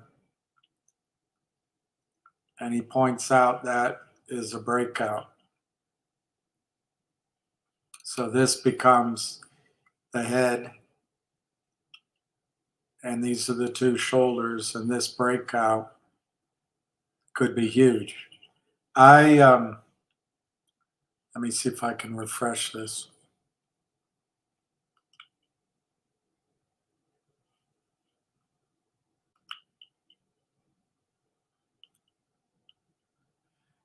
I see it this way. I see it this way.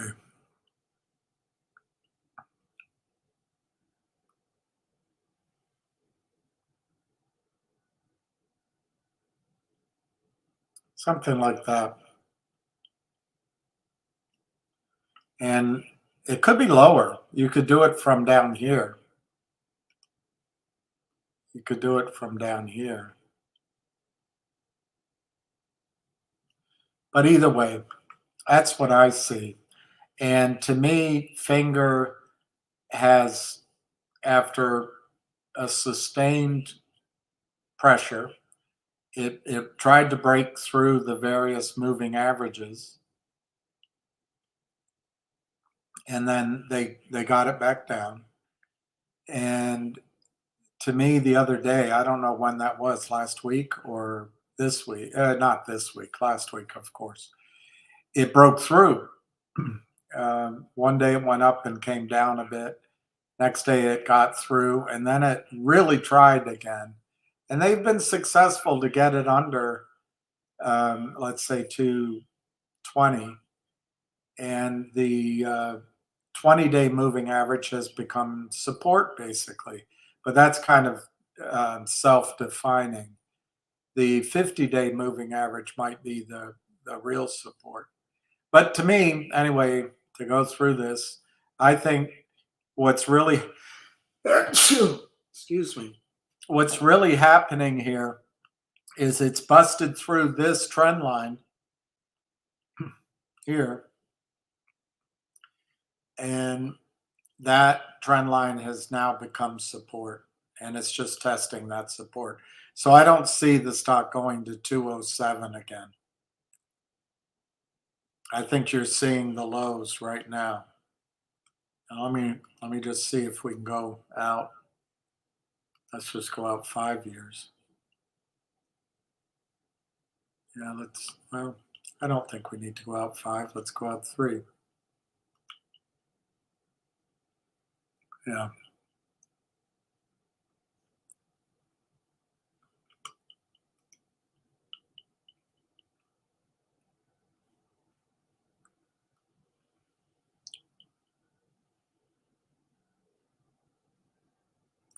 That's an obvious one. And I wonder if it parallels down here somewhere, maybe from over here.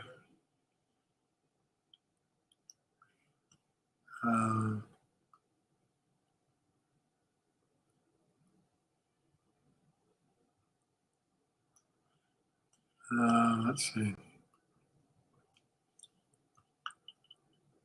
I can't see behind here. I'm really just doing it. I'm just trying to parallel it with that. I can't see anything behind there. That might be the case, what you're looking at right there. Um, um,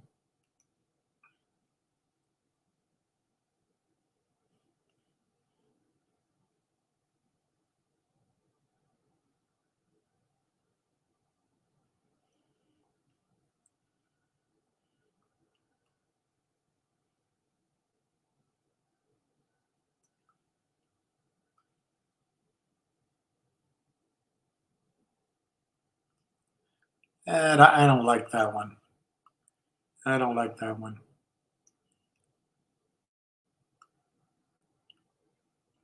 I like this one.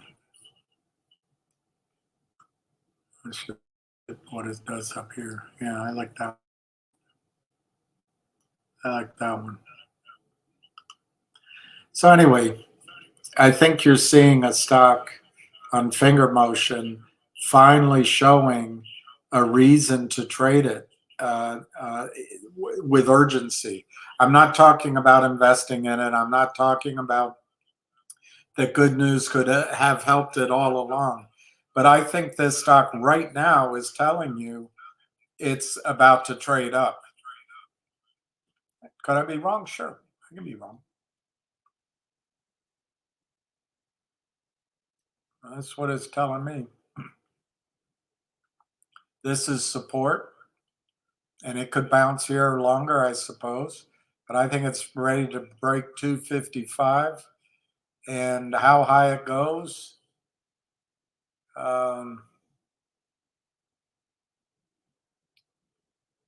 well, 3 becomes a number just because it's 3.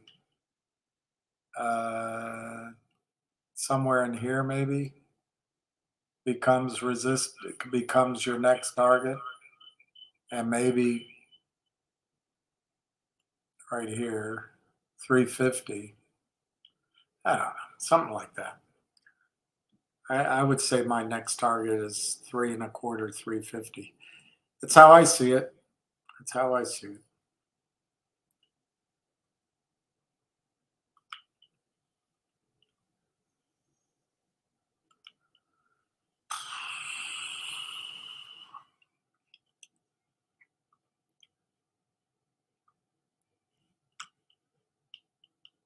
Nothing is working.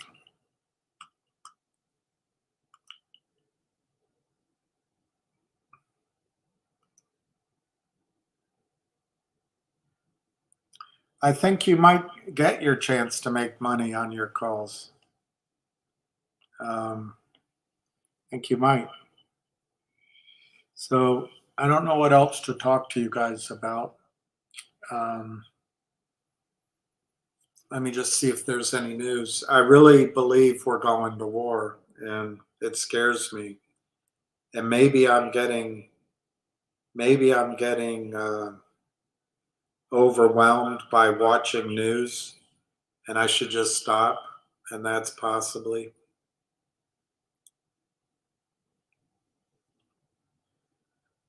true.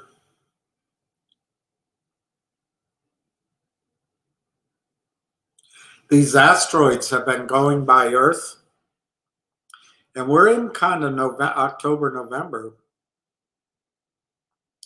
There's a book by Graham Hancock. And it's called, I have to look. It's his most recent book.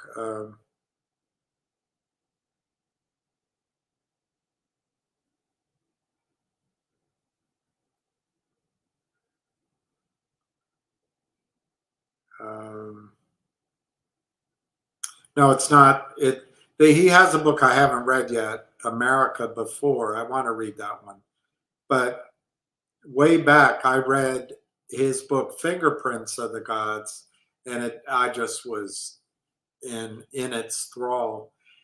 But no, about 10 years ago now, he wrote Magicians of the Gods, and it was so scary, the end of it, because basically he was updating his previous book. to be clear, Graham Hancock does not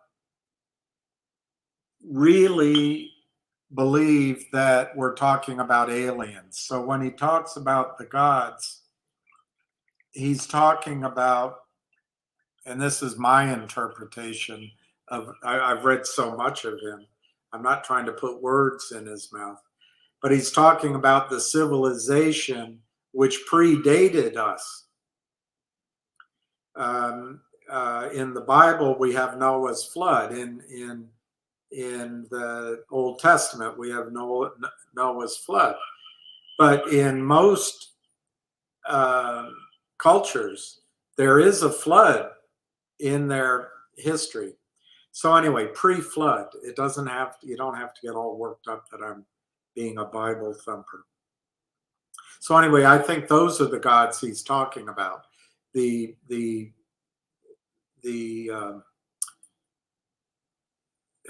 uses the word magicians, but these are the people that survived those floods and trained us as we recovered, how to build a city, how to do bricks, trained us with agriculture, different things like that.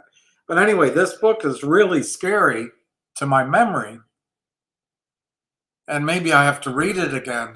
But one of his ideas of what caused the flood was that the Earth and the solar system, the Earth went through this asteroid belt's the wrong word, this shower of asteroids, these comets.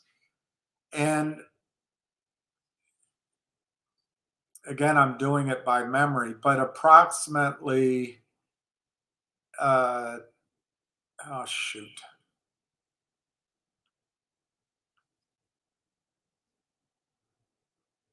I think it's approximately 2,500 years ago, but it could be 3,600 years ago. It could be 2,000 plus 16. Anyway, you get the idea. Back before the flood, what caused the flood is we had ice on all of our continents, the North American continent, Europe, that were 400, 500 feet high, just massive ice sheets. And the world was different. The world was different. And overnight, from a geologic standpoint, time frame, he contends that the civilization which was here and was worldwide was buried in 400 feet of water. And how did that happen? Well, these comets and asteroid showers, he supposes, and this is from my memory of what I read, hit Canada first and then overshot into Europe. But it caused the heat and the atomic bomb-like explosions caused the ice sheets to melt almost immediately. And so you had huge amounts of water building up behind ice dams, and then that broke out. Randolph Carlson thinks that it's possible that the carving of the Grand Canyon and the Western United States happened in 2 weeks. And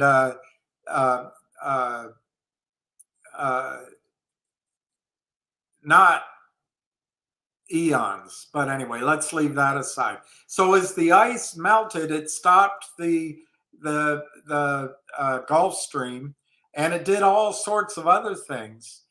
But and he even writes that maybe the rocks that came is where the Kabbalah, is it called the Kabbalah? Anyway, one of those rocks might be what started Islam, and I don't know how to fit that in with the time frame, so I'll leave that out too. But what was scary about this book is that the Earth cycles, the solar system and the Earth cycles around this asteroids, that the belt, it's not a belt, but they go out to the far out and come back in. And it's every certain number of years. And we're in it right. When he wrote the book, we weren't there, but he was predicting in 2019, 2020, and onward, every 6 months, the Earth was going to be subject to these asteroids and comets again. And it's all I can think about every time I read. There's another comet coming tonight. And it just scares me if another one hits. I don't know. Am I losing my mind? I'm worried about war. I'm worried about comets and comments. I'm worried about comments. All right, let me see. Ham just called. Let me see if he can talk to you.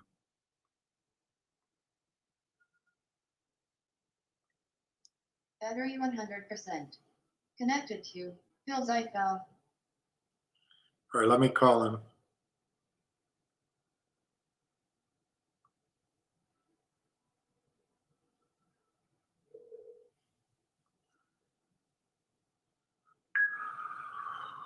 Everything all right? Yeah. Do you want to talk to anybody? Yeah, let's go. All right. And Easter Islands. Yep, you're on. You're on. You're ready. All right, so I went to get my leg broken for 45 minutes. I did that and loosened it up. But people, listen, the attack in figure motion is the complete opposite of the cover in DJT. I put the charts up with him. Both started at 9:30, where DJT had 3 spikes up. Figure motion had 3 spikes. Sell, sell, sell. You can see the bar, the 15-minute bar pattern. The red sticks for figure and the buy for DJT. Yeah. In figure motion, William. Yeah. The naked short seller, the real short seller got a margin call. How do I know that? Well, the only reason to have the attack down like that at 9:30 on Monday morning is that they were told to put up more money. So they called up the naked short and said, hey, I got to put up more money I do not have anymore. You have to attack it down, and I need to buy back some stock.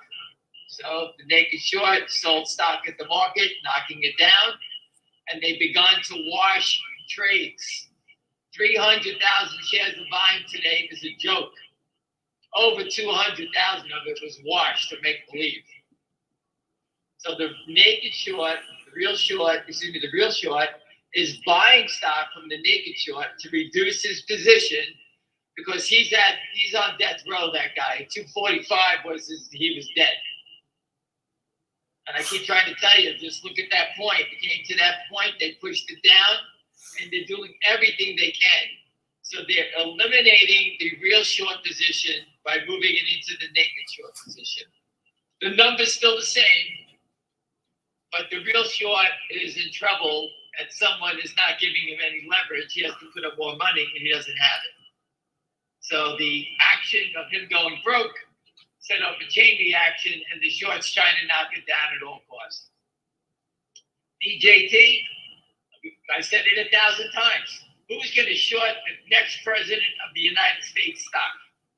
You have to be insane to be doing it. And that was going to be a stock that's going to go, well, it's gone from 12 to 30. Okay, I know it went down big, but it's made a big recovery already. This is the sign of naked shorts trying to cover. What did they do first? Knock it down. Finger motion. What are they doing? Trying to knock it down, right? Yep. Then they turn buyer. Now you can see what it looks like when they turn buyer. The stocks have these spikes up 3, up 3, up 4. Soon that's going to start gapping in DJT. Where is it right now, William? I have no idea. It's on the NASDAQ. 219.5, down 20 cents. 303,000 shares traded. DJT, I was asking about. Oh, sorry. It is 29.61, up 435. Up 435. The other day they were smashing it down to 12. The insiders were selling. Remember all those stories? 44 million shares traded. 44 million shares traded. So, and this stock, this is the sign, and this is the sign of hedge funds are there too. The hedge funds are front running the buying of the short trying to cover. Right. That is exactly what happened in GameStop. Hedge funds will start front running the shorts. That's what's going to happen there. And for all those saying, why is it finger motion going? Listen, I don't control it. These guys are criminals. And that's why someone said something to me, you know, I said life imprisonment. They go, that's being too harsh. Yeah, well, not if they're stealing your family's money. Then you tell me how you feel afterwards. Go get your money stolen, and you'll tell me how you feel about these guys. Not only they've been warned, they still continue to try to play. These guys belong in jail for life for what they're doing.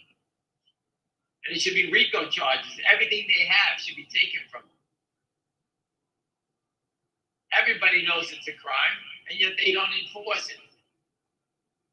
Well, we're at 17 trading days. At 4 o'clock, we're down to 16. You know Donald Trump's going to win. You know Pat Burns going to come in. And stock settlement will be the key point with the SEC. We know that the head of enforcement's gone. We know the head of the SEC's gone. And whoever's left is trying to jockey for a position to keep their job, like Hester Pierce. So again, these are criminals. They all belong in jail for letting this happen. Forget all the other crazy shit going on in the country.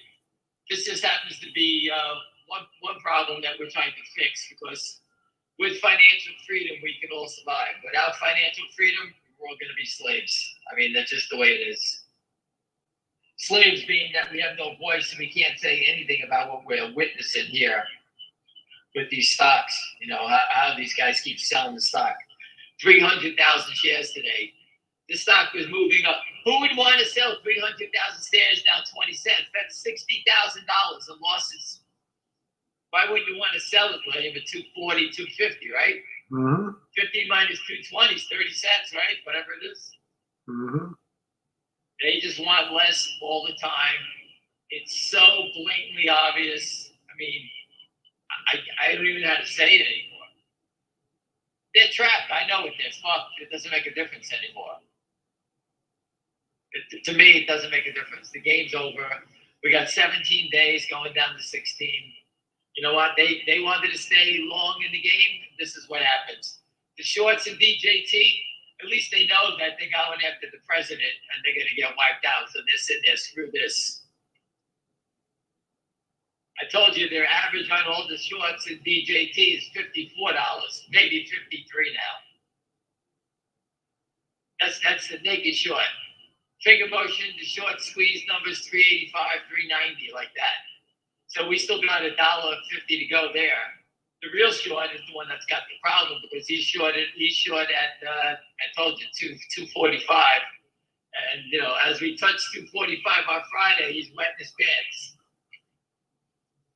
So again, he got read the Riot Act, and he was going to be covered or put up more money, and he needed help, so he called the naked short, and they you can see what they're doing. Any questions on any of that nonsense? Well, one guy sold DJT Friday, I guess at 23, to buy Finger, and he's kicking himself.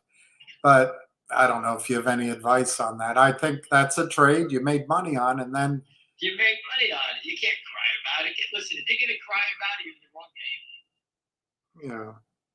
What do you think? You buy it at the bottom and you sell it at the top? Listen, if you bought it and you made money, you made a great trade.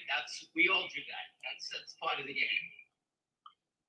Well, what I want to keep buying stocks and holding on to them, you know, you got to have a lot of money to do that. And you know what? If you're just trying to stay alive, and listen, if you made $1 in it on 1,000 shares, let's say, you made $1,000.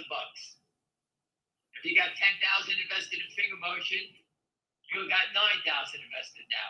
That's how you got to look at it.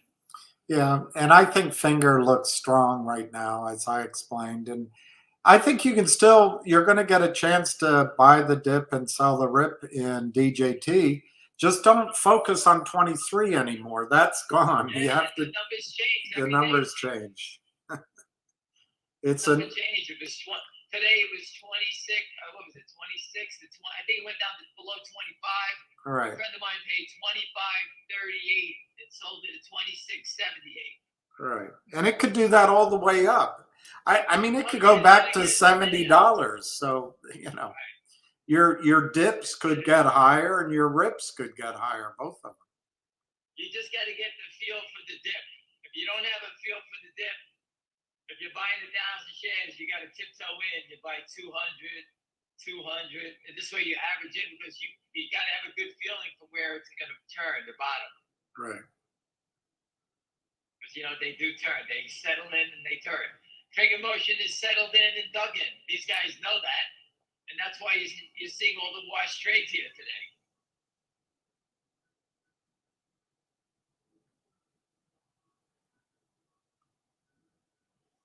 You'll see it later on when they report the naked short number. You're going to say, oh, the number's low because the volume on the buy side is probably 33% of the volume. So 300, that's about 90,000 shares. The other rest is all fake.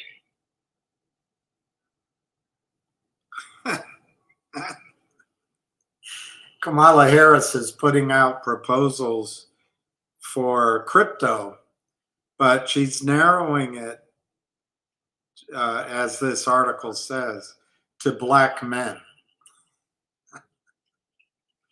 I think that's a pretty good sign she's lost the vote. They got to stop with the racist bullshit. Just put it out for everybody. I mean, it's so condescending. Most anyway, leave it alone. But most people are well educated and well on the way to the American dream before the nightmare of Kamala Harris came along. Just stop focusing on all these stupid things. Get rid of all those people in DC.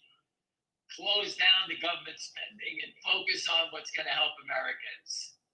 Fix the highways, make sure that people have homes to live in, fix the stock market so that we can actually be a good country again. That's it.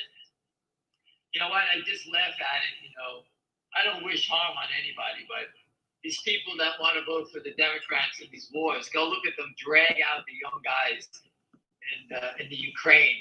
The soldiers are walking around through the neighborhoods just grabbing kids. Yeah, they're grabbing guys out of nightclubs, and it's just they're killing their men.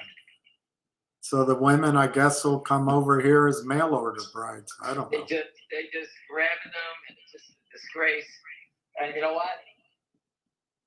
My cousins, my dad fought in the war. You know, no one came back normal. But if people want to vote for the Democrats, then their kids should go first. There's no question about it. And when they come to get them and drag them out like that to go fight a war, watch how fast they all start turning. Well, I was listening to somebody, I can't remember who it was, but if because there's talk about having a draft again, so we can go to Israel, go to Ukraine, go to Taiwan. If they have a draft again, this country falls apart. I just don't see. Young people are not going to go fight overseas for those wars anyway. They just won't make sense. It'll bring us apart. But anyway. That's what they're trying to do. I think I'm hyped up on worry about war because I think we may go to war before the election. But I'm the first to admit maybe I'm losing my mind. That's not true. We all say that. We all said that. Williams lost has got a few screws loose. Your stupid stock is now $30. I posted it before. Congrats, $30. Come on, predicting the future. I did that 40 minutes ago, William. Well, aren't you special? I am special. Wait, remember I said by the 20s, Yeah, you said sell the stock, buy the calls. Yeah. Those 25 calls for 30 cents, they're now probably $6. So, but that way you take the bulk of your money off the market, you risk a little bit, and you're still playing. You give up, there's a little friction in there for the dollar or so you miss for costs, but $6. Yes, 3018 by 3020, and it's 45 million shares, 46 million shares. Well, I told you before, you got to be in it before they come for it. You got to buy it when they don't want it and sell it when they do. And I don't need to tell you what I follow, but while they keep playing the game, and you don't think, if you think that there's a naked short here and someone's playing around, your opportunity is going out the window to change your life. And if you paid attention, I've been yapping about DJT from 15, 16, all the way down, back up to 20, and here it is at 30. And if you did have a sizable amount of money, and you could have made a lot of money on this trade. Correct? Yeah. If you just bought 100 calls, you would have made yourself 100,000. You know, buying the 20 calls, whatever you could have bought.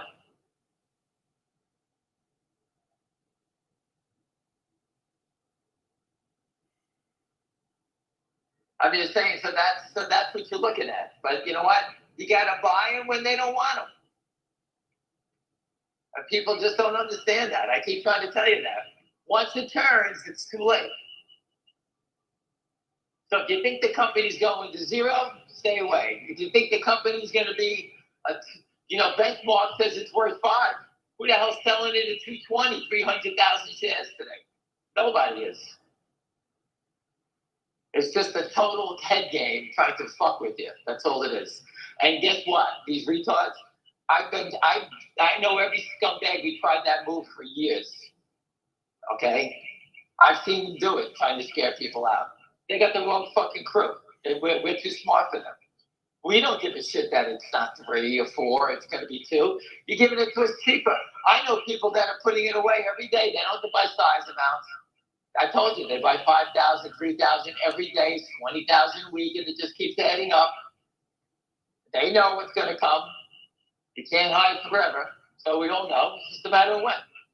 DJT went straight down, and I kept saying, whoever's shorting the next president of the United States company is fucking insane. And these guys pressed the bet, tried to get everyone to bail out, saying, it doesn't make a difference, we don't give a shit. Well, look at them now. And remember the key thing, William, GameStop, the average price on the GameStop short was in the 20s. I can't remember the exact number, 21, 23, I couldn't remember. I wrote it down a long time ago. Finger motion is 385. DJT is 54. 54 minus 30, they still got a long way to chop wood there, right? To get them into the red. Don't get me wrong, shorts down here, the average price, I'm giving you the average, and all the shares are on the water. GameStop went through 21, went to 500 after every share was shorted, was in the red. That's when it really took off. DJT's got to get to 54. Finger motion 385. Finger motion has a kicker because we got some idiot short 1.5 million. They can't afford it. His bust point is 245. 245 breaks. That'll take us right to the other character's number of 385. So those are your numbers.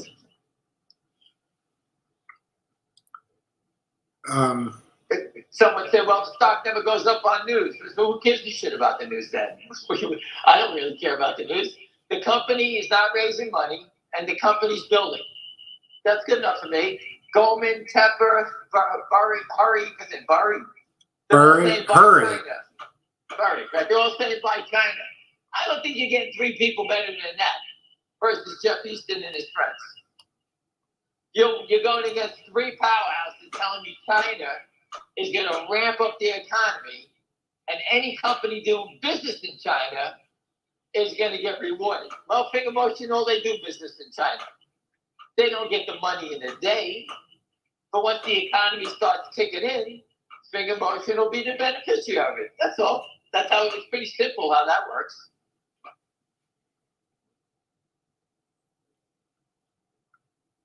Pretty simple. But I got it. We're not, the reason none of us are doctors is because we have no patience. Remember that line? I'm not a doctor because I can't stand the sight of blood. I'm not a doctor because I have no patience. That's why. And I have the patience of a saint. Oh, sorry. Now I do. Before I just wanted to trade. Now I know that patience, if you sit back, you get rewarded. So I could have been trading all these months, going back and forth, and say, okay, I'm up 150,000. If I just bought 200 calls in Trump when the stock was $16, I could have bought the 20s, for this month or for the October for the election, right? Yeah. They'd be $12 by now. I would have made 200,000 doing nothing. Yeah. I didn't have to watch it tick, do nothing. That's the difference. Trading, you got to sit there and watch every tick. This morning, I was watching the opening, DJT. I alerted a couple of friends. They picked it off pre-market. They were buying stock, and they got rewarded. They didn't make 4 points. They made 1.5 points. That's all you need to make. So for the gentleman who sold it, listen, never look back. If it's going to bother you, then you're never get it out of this game alive. The good, I think you can still trade DJT. I do. But... Oh, no. Listen, it's going to be hard for him to trade it because he feels like he sold it down too cheap. I know that's a human reaction, but that's just tomorrow morning, I bet they try to sell it down. Maybe it goes to 26 or 27. I don't know. Whatever the dip is, you might be able to trade the whip. You have to wait for the bid rate. That's it. That's how it comes. You don't know when it's going to come. And that's why you got to sit there and watch every trade. You have to sit there and watch every trade. And this is how it works. Not Legal Advice went live earlier, which I didn't know, but I caught the end of it. And he was talking about GTII and the updates. I don't know what he said. I don't know because we tuned in late. But I'll try to follow up on that. I don't know. Just letting you know that he did a lot. This gentleman, Benjamin, just bought 40 calls for this Friday on Finger. I think that's a reasonable thing to do. It's a punt. It might not work, but if it works, your reward could be very great. So. I was a garbage option kingpin. Yeah. Meaning that with DJT at 30 on the short squeeze, you could probably buy the 35s for this week. And you sit there and say, oh, they're garbage. I mean, they're expanded now. But those are the type of things I would do. Yeah. And you go around the board and say, hey, you're going to lose on 4 of them. One hits, you make 50,000. And that's how you do it. Yeah.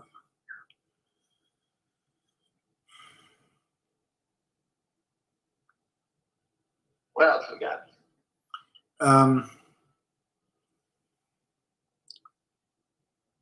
Well, earnings might come out tonight or tomorrow, according to Yahoo.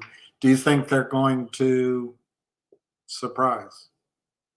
Yeah, they beat the whisper number. I can tell you that. Where are you locating the whisper number? From the group of people that whisper all day. You opened your front door and you whispered a number? Yeah, I whispered a number. There you go. And it's going to beat it. That was the biggest scam on Wall Street.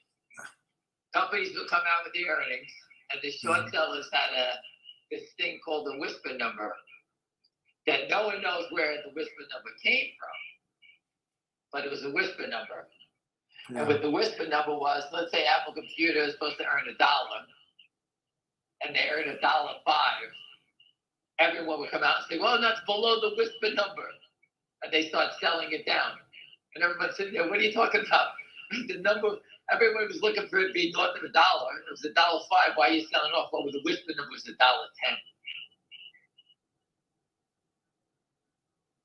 And that's how they used to, and that was their fault. That was their fake report. That was their justification for them, Yeah. all the selling. Why would Gretchen ask, why would they let Finger go up to 245 on Friday and then wait until today to knock it down? Well, he explained that. He thinks they got a margin call this No, morning. I think on Friday, I knew people were buying it and sort of put him on their heels. You could see them start to move back in a little bit of a panic. And they couldn't really get a good grip on the trading on Friday. So at the end they did, but most of the day they couldn't because it was continued buying. When they attack at 9:30 in 1 second, that's a premeditated attack. We're all sitting there waiting for the stock to open, right? Like good people like we are. Oh, let's let the stock open before I make a decision if I want to buy it. Does everyone understand that? Mhm. We're all sitting there looking at it like fools. Mm-hmm. And they just come in and go, boom, hit it fast. And then we all say, what the fuck is going on? Why is it going down that fast? That's what they want to hear from your voice. And they can look at it based on your posts on Twitter. Oh my God, what's going on? It's the same stupid pattern. They're just fucking with you. So the reason, because that's her point, I didn't finish her question. Why didn't they sell it? She's saying, why didn't they sell it off Friday afternoon? And your point is they lost control of the trading on Friday because there was constant buying. So in order to break that rhythm of constant buying, they come out at 9:30 in the morning and they do it as fast as possible, and they control the price of the stock right out of the gate, right? Imagine the stock opened at 240, 242, and we start buying at 242, 45, 45, and then it just starts to go. This way they wanted it away from that number of 245 at all costs. right. That's the message they were sending. We can't let it go here. If you don't think that 245 is a number, then today's trading should tell you exactly what you don't know is true.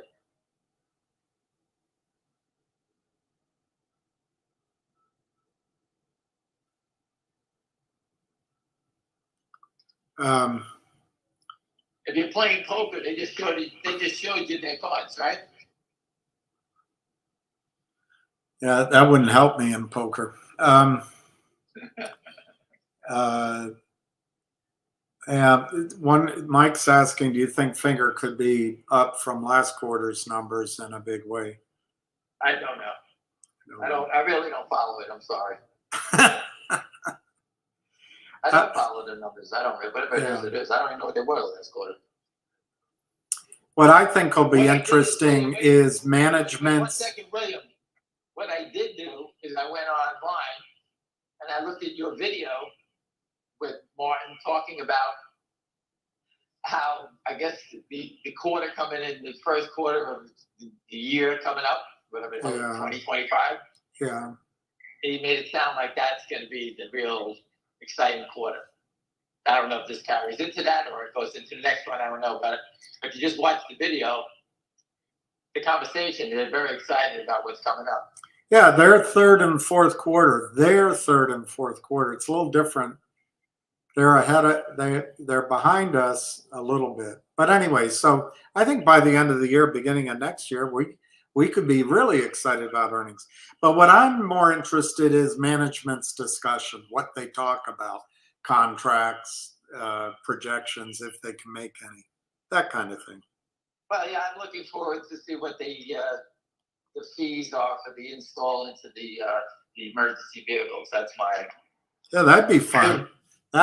What if they talk about how many cars they installed and what the margin is? That'd be. That's, to me, that's the game's over. That's the number that the game is over. Right. Because the company's getting paid by the Chinese government to buy the equipment and to install it. So the company's just using manpower. And if they spend $1,000 to install it, and they make themselves 50,000 or 60,000 or 30,000, it's going to be massive. Mm-hmm. And that's the way the Chinese government is paying them back. That's just one of the ways. And if they do that properly, you think they'll get other business, right? Right. That's right. Gretchen thanks you. I want people to understand, look at the vision. Look where they're going. NVIDIA's making new highs. What's it doing, NVIDIA?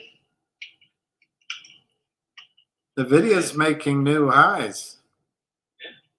NV, I don't even know the symbol. NVDI? NVDA. The DA. NVIDIA. 138. That is. They knocked that stock below 100. Looking at a 5-year chart, to me, that's a rocket ship. And what goes up must come down, said Werner von Braun. But that's amazing stock. Well, a lot of people that I know owned it, and they made quite a bit of money letting it ride. And they all said the same thing. They were very lucky that this company came out with new technology with their chips because it changed the game. Well, it looks like it is making it is going higher, is what it looks like. Obviously, I mean, it's a stupid thing to say. The funds all buy the same stocks. That's They all buy the same. No one wants to lose out. They all want to be in the top quintile, top 10%. So when they sit down with Mrs. Quintabi next year, they say, see, we finished in the top 15% of money managers. Give us some more money to manage. Well, the only people that anyone should invest with should be Lynn Partners. They're up 220%. I haven't seen many people beat that estimate, up 220%. Warren Buffett's up 32%. This guy's up 220. And every company he invests in, KNW, is at a 52-week low. That GMGI, they just gave them money. That's at almost a 52-week low, another 10 cents. I mean, so their investments are all going straight down, yet they're profitable, making money like crazy. That, to me, is the most amazing part of the whole thing.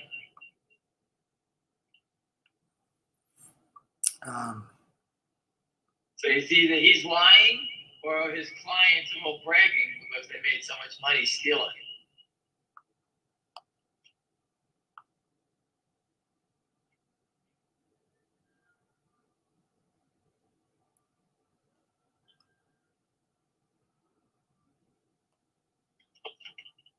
Hey, William, I have a question for the gentleman that had the knee surgery. Was his knee always so tight? Like he can't remember they had to amputate. I'm just kidding. I don't remember who it was right now. That was Steve. That was Steve Mertz. And what's your complaint? That it's very tight? Yeah, it's like you can feel it's inflamed, or it's just so tight. Probably because they have to grow. Maybe those muscles have to grow again. The whole thing. I don't want to think about it. Feels like it's. I had the day before yesterday, I got gout in my right knee cap, which I sometimes get, and it means I can't bend my leg, I can't sleep, I can't go downstairs, I can't walk, and it's screaming pain. It's the kind of pain you yell out while you're trying to stand up. And I thought of you. It's just payback for all my jokes. Yep, I got that same pain. Only I figured out how to sleep taking a combination of a sleep cocktail, as I'll call it, and knocks me out to 5:30 in the morning, from 10:30 to 5:30. So that's good enough for me. I just listened to a Kamala speech, and I'm out in 30 seconds. Doesn't a finger subsidiary also operate the software that the emergency vehicles are going to run on, as well as the hardware installed. I don't know. I don't even know what it does. I'll get more details. Once I see Martin do a video and explain it to me in English, then I'll figure it out. I'm too stupid to figure it out. So what? If Finger Motion is going to monitor that whole thing and be part of that, then the stock is going to be $1,000 because that's never going to go away. That is a monster opportunity if that's going to continue forever. Don't you think it'd be a little weird that a company based in the U.S. is actually in charge of the emergency broadcast system in China? Does anyone think that's strange? It'd be the other way around, wouldn't it? It's like the Chinese being in charge of our emergency broadcast system. That's like China Walls Tim. Great Walls of China Tim. Well, again, that just shows you that the only thing wrong with this stock and the only negative conversations is based on what we see today is the selling. Remember, everyone, if you do sell your stock, please come on the call and tell us you sold it. And then I want you to go out there and try to sell it again. See how you do. Because you can only sell it one time. We have sellers every day for a company with a very small float, and which is 86% owned by insiders. Where's all the selling come from? Every day. It never stops. Not only do they keep selling it, they're selling it in 1 lots, 2 lots, 10 lots, whatever it may be. Somebody told me today, I think it was John, that Nancy Pelosi just made $1 million on an options trade. Probably in Visa, I think she was short or something like that. Let's see what comes up under news. It was Visa. She bought puts before the DOJ investigation. And she was on the committee to investigate them. That's the thing. Once you get elected to Congress, you're good at everything. Oh, we're going to knock that stock down. Okay, should I buy puts? Yeah, why not? Martha Stewart must be furious. Oh, she went to jail for selling 5,000 shares of her own stock that she paid for because the CEO told her that they had some bad news coming, so she sold it. And the guy called her up. Nancy Pelosi made millions on NVIDIA options. Oh. That's a long time ago, though. That's not right. Yeah, So that was a long time ago.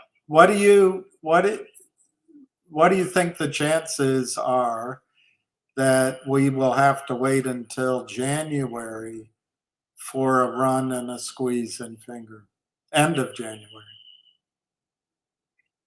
Well, you want to know something? That's a great question. If they have to wait till January, why are they buying DJT today?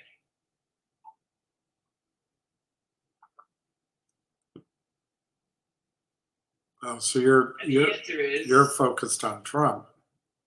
Because I'm just trying to describe what's going to happen is they're going to squeeze a lot of these stocks, and there's one going, and it's going up because the guys want to be ahead of the curve and not wait for the event to come in. These are professional shorts versus the criminals that we have. We have criminals. All right? The criminals are going to walk away from the naked short position. They don't have the money to buy it back. Right. They don't have the money to buy back the stock at $10. Forget buying it back at $200-$300. They don't have any money. I mean, that's the difference here. So that's in the DJT. There's professional short sellers here, and they're saying, hey, just like I said it, the bosses on those trading desks can say, hey, if you're short this DJT, you better cover it before he becomes president, or you're going to get crushed in it. And that's what I think you're seeing. Guys like that are saying, get me out of this thing. You know, we broke it down, we made money, get the hell out of it, get rid of it. And I think that's what you're saying now. And that's before he wins the election. You don't wait. So it was Czech Beach who had the friend. She's gonna ask him, but his knee was tight for a while.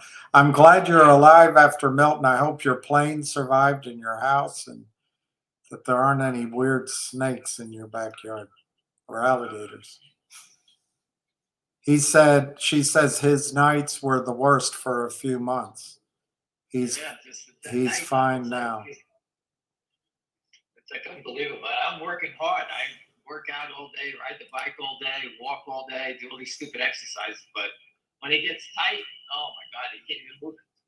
Yeah, the guy was asking about finger. He's using inauguration day, and so you guys are both seeing it from the standpoint of Trump. I think you could see with finger earnings make a move in the stock, and then you don't have to worry about Trump or Byrne or anybody. It's just they're losing money, and which is the one thing they can't afford, and it hurts them. Anyway, I think you could see earnings before the end of February. They're going to go profitable, whether it's tomorrow, the next day, or 2 months from now. The CEO told us in the videos they expect to be profitable. Once they go into profit, I agree. The shorts have no argument. What is their story? There is nothing left. I agree. That's it. I agree. So again, it's not 10 years out. You know, go watch the videos, people. Go look what he's doing. And I think the event that could really make it happen immediately is the money they make, the margins in that installation in those cars, because they don't have to do anything. Well, what else could do it is if that firm you're talking about actually does have research coming and institutional buyers. If they actually, like old times, they took the earnings report and they extrapolated for you and for their clients, and they put out some sort of projection based on their conversations with Finger Motion, that could get the stock moving. Well, I think that again, I told you what I know about that, and you're right. I forgot about it. It's worth capital. You know, they may be waiting for the earnings report to come out. This way, it's in stone instead of a conversation with the company, and then they can make their reports on based on what they heard. But that could be true. But again, I don't control that. It's an analyst at a firm, and what it could be is that these guys are looking for future business. So, you know, if they start reporting on Finger Motion, let's say 2 years from now, needs to do a corporate deal, they go to Roth Capital. Roth Capital says, hey, you remember us, and this is it. And they give them the deal. Yeah. And Justin's pointing out they have that warrant coming. The dividend, right? And that could be part of there could be a management update on that in the earnings. I don't know. They don't control it. It's the SEC. But what could be in the earnings is discussion of the auditor being changed. I think that's what, you know what, I've spoken to, again, the SEC time is past. They would have killed this already if the company would have said something if the SEC would have blocked them. So it has to probably do with the auditor. It has to be something like that. Yeah. So, if the earnings come out and, I guess the auditor catching up on that first is important. And then they go to whatever's next important, which would be that. Yeah. Listen, again, the negative on this company is the selling, and the selling is all fraudulent. We see it every day. If they weren't doing that, we would all be sitting back here watching the stock go 240, 251, 260, sideways, 270, 275, sideways, down a little bit, back up to $3. It would be normal trading of a stock. Stocks don't just go ready to break out and then all of a sudden get smashed down. Hurry up, the stock's breaking out. Sell 300,000 as low as you can. Right? No, there's no investor that bought 300,000 that's coming out saying sell it like that. It's all nonsense.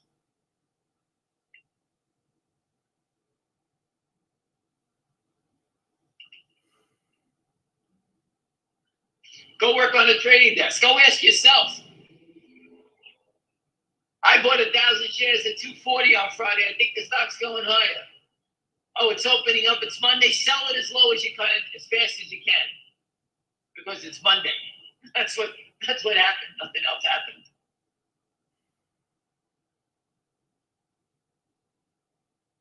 Listen, they plan their attacks at different times. That's, this is a strategic attack. Why did they wait to do this? Because they got a margin call over the weekend. The real short got a margin call, and they said, hey, you got to put up more money. And the guy's like, okay, let me check with you on Monday. And then he calls the naked short up. You better knock this thing down because I got to put up money. Where do you need it? Oh, we got to get back down to 220. Okay, where is it? 220. It's so premeditated. You can see it's clear as a bell. And if they're watching trades and putting it into the real short account where he's covering, that's even better for the real short. His position's getting less. The money on his back is getting less. He's thrilled. And why is he thrilled? Because he doesn't want to be in front of the monsoon that's coming. Imagine if it was DJT and he short 1.5 million at 12 bucks. It's 30, down $18 times 15, 1.5 million.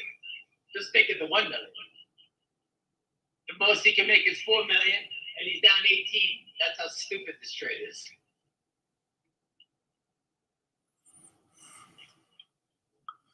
Stupid is as stupid does.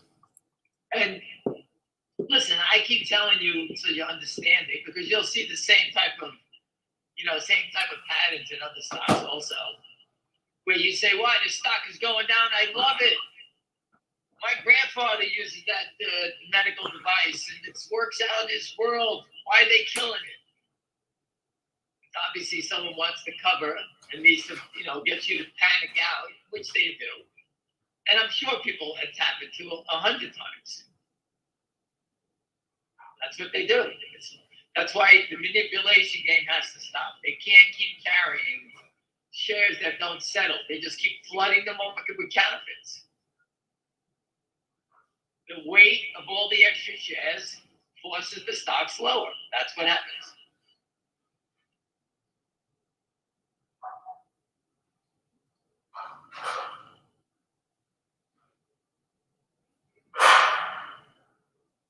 Come on, William, let's go. What's the question? Where did you go? I'm just, I didn't eat today, so I'm just putting something in the oven, and I dropped something else. Okay. I just saw finger motion 213. So they continue the assault. 213. Yeah, there's a guy trying to buy calls at 207, he said, or buy stock at 207. Maybe it gets down there. I'd be surprised. It's unbelievable that the assault is just relentless. Yeah, it's down And every. if you are along and you are selling, at least raise your hand and say, "Hey, you know what? I gave up. I sold my stock." And I'll say to you, "How much did you have? 300,000. What'd you do?" "I sold it all." Okay, so the sell is done. It should lift when that's happened. It never lifts. It never lifts. Once one seller stops, somebody else comes in. It's like a relay race.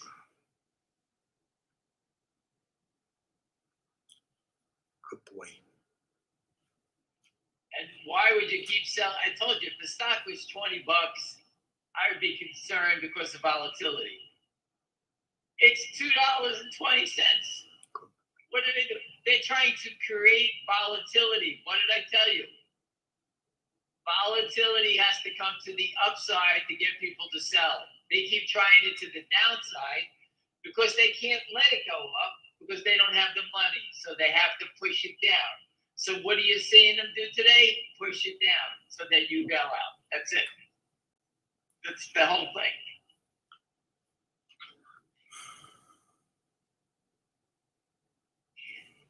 And everybody on this phone would do the same thing.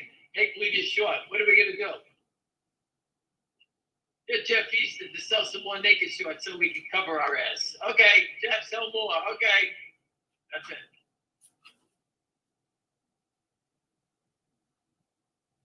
And if Jeff Easton blows up, they just walk away. And some guy named Paco sitting in Spain somewhere, he's in control of the naked short selling front. You know, as they shred every document in the office, he's going to walk away and say, I don't know what happened. I was selling it, and you know. What about Jeff Easton? Oh, he was an owner in this fund. He left a long time ago. I bought him out. That's, you know, they'll do something like they're doing with Alpine and hide the mess. So are they just washing stock as fast as they can in finger to try to cover the real short? And they're trying to cover the real short. Guess what, everybody? They're trying to cover him with a profit, trying to push it. They're trying to open up the spread. He's short at 245. They're selling stock at 210, right? He's making 35 cents when they cover it.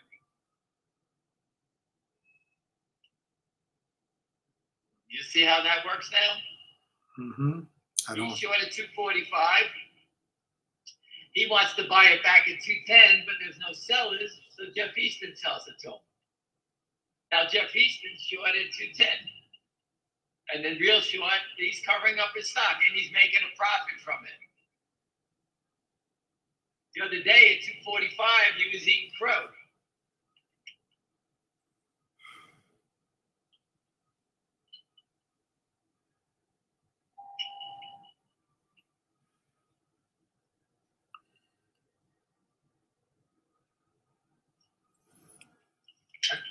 I mean, do people understand it? That's all I'm trying to. I don't know. Makes sense to me, but took me years to barely understand it. So they mark the stock down, let's say 240 to 215. Let's say, what's that, 35 cents, right? Mm-hmm. 35 cents back on the balance sheet for the shorts. We're in the black today.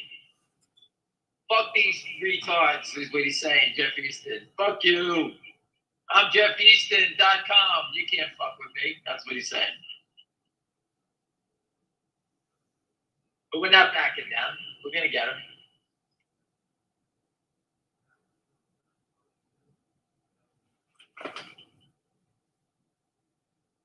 Yeah, but the whole world needs guys like Jeff Easton looting the people in the U.S.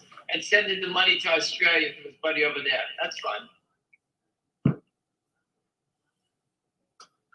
That poor company, K&W, signed that deal, stock straight down, 90 to 21 cents. You predicted that. GMGI was $3, it's down to 215. Headed lower. Headed lower. The only way they can get their money out is by selling the stock short. So that's it. There's no buyers of the equity. These guys need to knock it down. And they get the right to cover at pennies. There you go. I don't know those names. I'm just making sure that no one gets stuck in them. Be careful.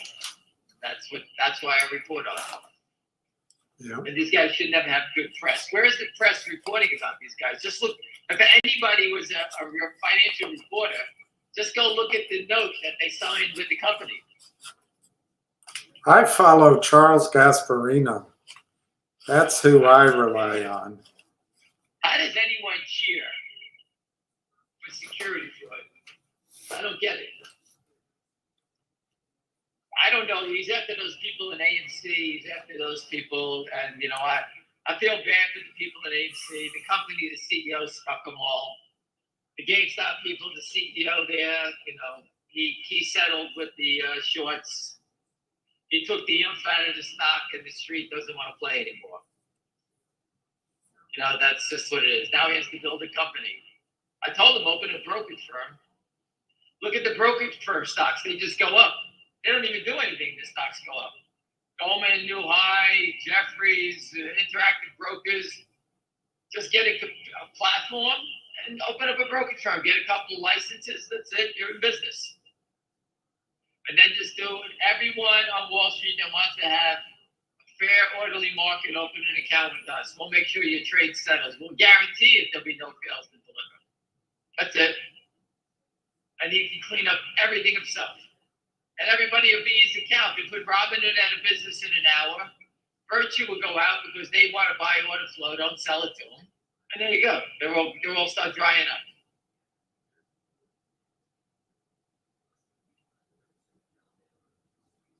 He has all those people that want to be with them, the GameStop, ANC, open up a brokerage account. Make all those people leave Robinhood. Robinhood's a billionaire, the CEO, and he screwed all those people. He turned them all, he let the shorts kill them all. Turned up the buy button to protect himself and screw you. And now he's got a $25 stock and he's a hero again. He's gonna walk away with billions of dollars. Because he did the right thing. He protected everybody else.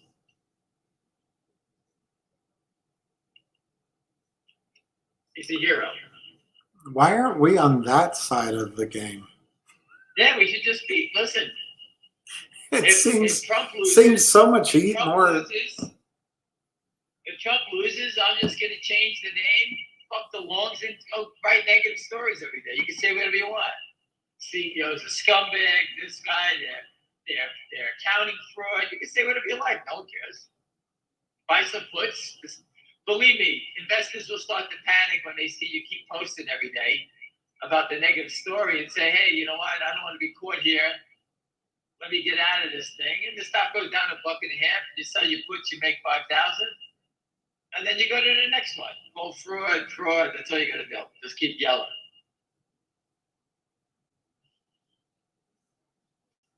And that's how it's done.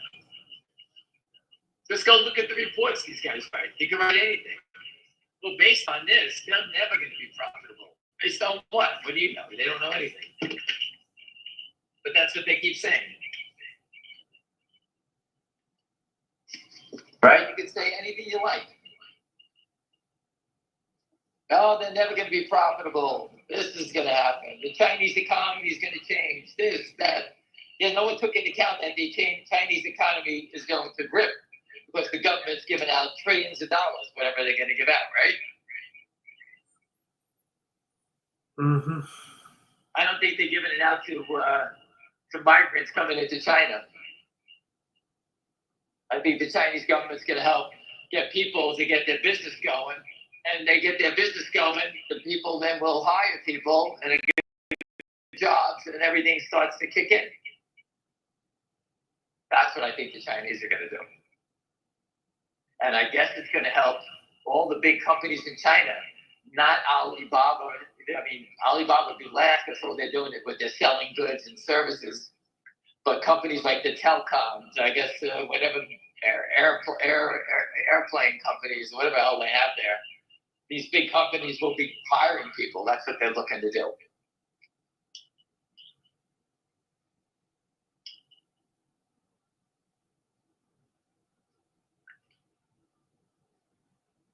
All right, let me get back to my computer, William. Now I did all my chores. And see what the hell's going on here, William. I leave you in charge. And all shit breaks. Everything breaks loose. Everything's going crazy.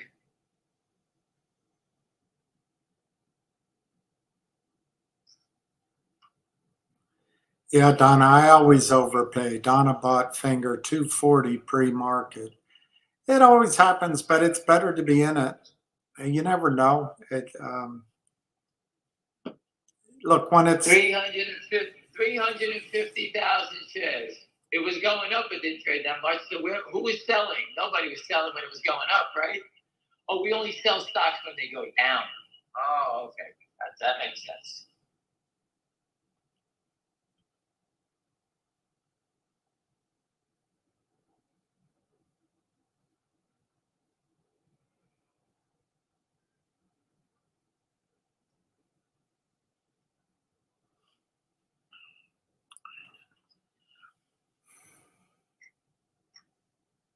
Hold on a second. Let's see. Where's DJT? Where's that thing at? Where is it? 3009. Boy, they don't want it going above 30, right? They got to try to put a wall there. Let's sell more here. 30 calls up 156 today, trading at 268. Wow, the 34 calls for October 24th are 160. I have to try to mind that's long, probably around $32 average now. I told them at some point the options, if you like, you could sell those calls at like $2 at 34. Sell them against your stock. Yeah, why not? I said at 35 is if you get nervous, you own it at 31, you sell it at 35 for $2. 35 plus 2 is 37. So you still own the stock until it's 37. At that point, you would lose it. But if it doesn't go up, you take the $2 in, and you can actually say, okay, you know, I don't own it at 31 anymore. I own it at 29 because I took in $2. Listen, everyone, I picked up on Trump and late in the game. I didn't study it from the beginning of every trade. In Figure Motion, I studied every trade. And when Lynn Partners came here, that's when the stock went out of control. Volatility, selling volume, like no one ever could believe it. How do I know? Because I had friends buying the shit out of it back then. And they still have it. And the selling was just unbelievable. And then Lynn Partners is calling the company I'm trying to convert. And the company's trying to pay him back because my friend gave him $3.5 million at 10 to pay him back.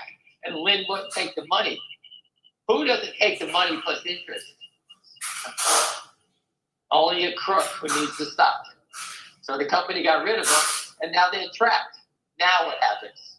Instead of walking away trying to cover it, they just kept going because they thought they could outlast us. But we didn't go away. And we're not going away. And we're in creation. Okay, we're doing this 24 years. That I would get the president of the United States and they fuck his stock too. You talk about Devin Nunes screaming about fraud and naked short selling at DJT, and you don't think he told Donald Trump about it? I'm looking at it saying, holy shit, this is even better than before. So let these guys keep playing, but the end of the road is coming. It doesn't make a difference. It's coming. And the best part about Figure Motion is it's a real company. Okay, it's not NVIDIA yet, but it's a real company going in the right direction. Who the hell wants to hold it down? Who would want to risk that? It's just insane.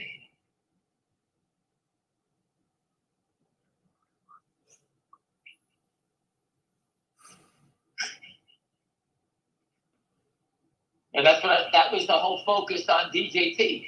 Who wants to be short the stock? That the next president of the United States, who's gonna win, and you're telling me that he's throwing out Gary Gensler, the head of enforcement's already left, and he's gonna bring Pat Burney to fixed stock settlement? I don't know about you, but that's a pretty good dream team. Elon Musk is on our team. He hates the shorts. Devin Nunes hates the shorts. I have more respect for him than Jeff Easton. And on top of it, we got Andrew Left, the big rat, giving up everybody to stay out of jail. Versus Jeff Easton, who probably has many ties to Anson Funds. They're all in the same deals with Hal Mintz. You know these guys all talk to each other. You know their phones are on their speed dials. And they're all shit in their pants because they never know when the Fed's coming on, knocking on their door.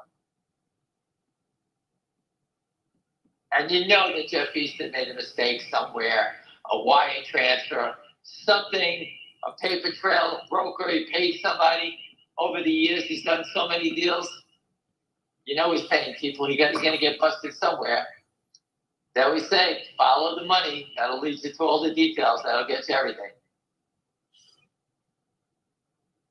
Why is John Hancock making a fortune out of Lynn Partners? How are they making the money? That's pretty interesting. It shows that their investments are all down 90%, yet you're up 220%. Okay, how's that happen?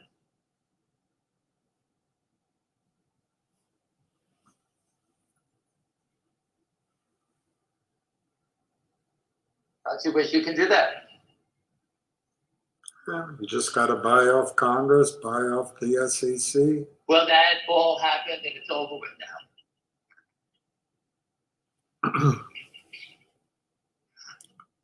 And trust me, Pat Burns coming around, he's coming around for a reason. He doesn't make shit up. And again, people can sit there and say, well, this big mouth keeps saying it. I didn't say it. Pat Burns said it. I didn't say they're going to fire Gary Gensler. Donald Trump said it. I'm not Devin Nunes yelling about counterfeit shares and making short selling at DJT. I didn't say it. He said it. I'm just following all the big boys here. The big boys weren't here, but now they're very well educated and they are here. And I told you before, Donald Trump, Devin Nunes, everybody wants some of that GameStop money. GameStop got $5 billion for going out of business. All right, so let's not make the Goldman Sachs is, Saks Fifth Avenue or something. It was, it was Kmart. It was going out of business. GameStop got squeezed. These guys got caught. Hedge funds ran it up, helped everybody else out. And if you were an investor, you made a lot of money. If you're a diamond hands and still sitting around, you're a fool. That's just how Wall Street is. I don't mean to be sarcastic, but that's the way it is, and I'm sorry. You guys were in the greatest trade in creation. If you got in, you were in the greatest trade in creation. If you were buying as it was collapsing, then you're a fool. Because as the company was selling shares to cover the shorts, you guys were still buying it. And we kept telling you that's not the way it's done. But that's what it is. So just be smart about what you're doing. And if you did buy 5,000 shares of GameStop, let's say at $30, and it's 22 now, wherever it is, each day be traded something else, William. All right? I'm going to show you how to get rid of it and be happy about it. You ready? Each day, you can actually trade something else, and you sell one share of GameStop every day. So if you make a couple $100, you sell one share, you lose a few bucks. Right? You lose $9 times one share, $9. And each day you keep making it, and before you know it, you'll be down to 3,800 shares. You're still there. But it's a slow way to remove the agony. And meanwhile, you are making the money back, trading other things. And you say, you know what? I made enough money to cover the $9 loss over time. And I still own 3,000 or 2,500 shares, and I can keep doing this. And maybe one day it goes. I don't know. But that's the way you tiptoe out of a position, and you take a little bit of the loss every day to take the sting out of it. We've all done that. I don't want to dump it yet, so I sell a little every day. And this way I could, I'll take a little bit of a loss versus my gains. And if you trade something one day and you make yourself, 20,000, maybe you sell 300 shares that day and say, okay, you know what? I got rid of 300. All the money I made, I broke even on the day, and you know what? I washed out that loss. That's how traders, that's how we think about things, just like that.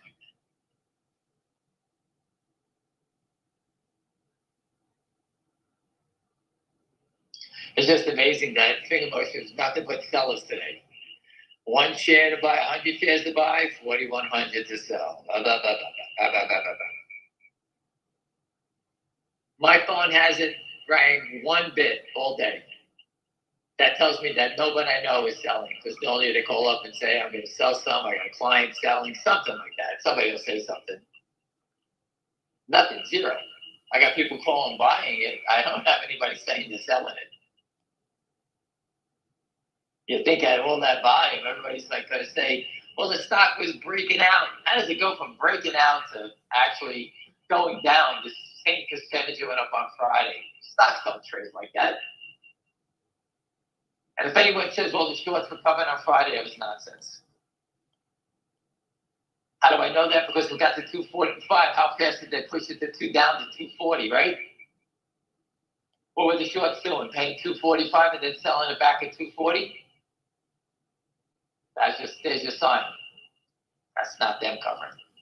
DJT has a different look. It was the highest keep getting higher. I told you shorts are going to spike it up, walk away, let it settle back down, and then they come back and scoop up again. That's how shorts cover. Shorts don't cover. Hurry up, go pay 245, and then now sell 30,000 at 240. Oh yeah, that's fun. They don't do that.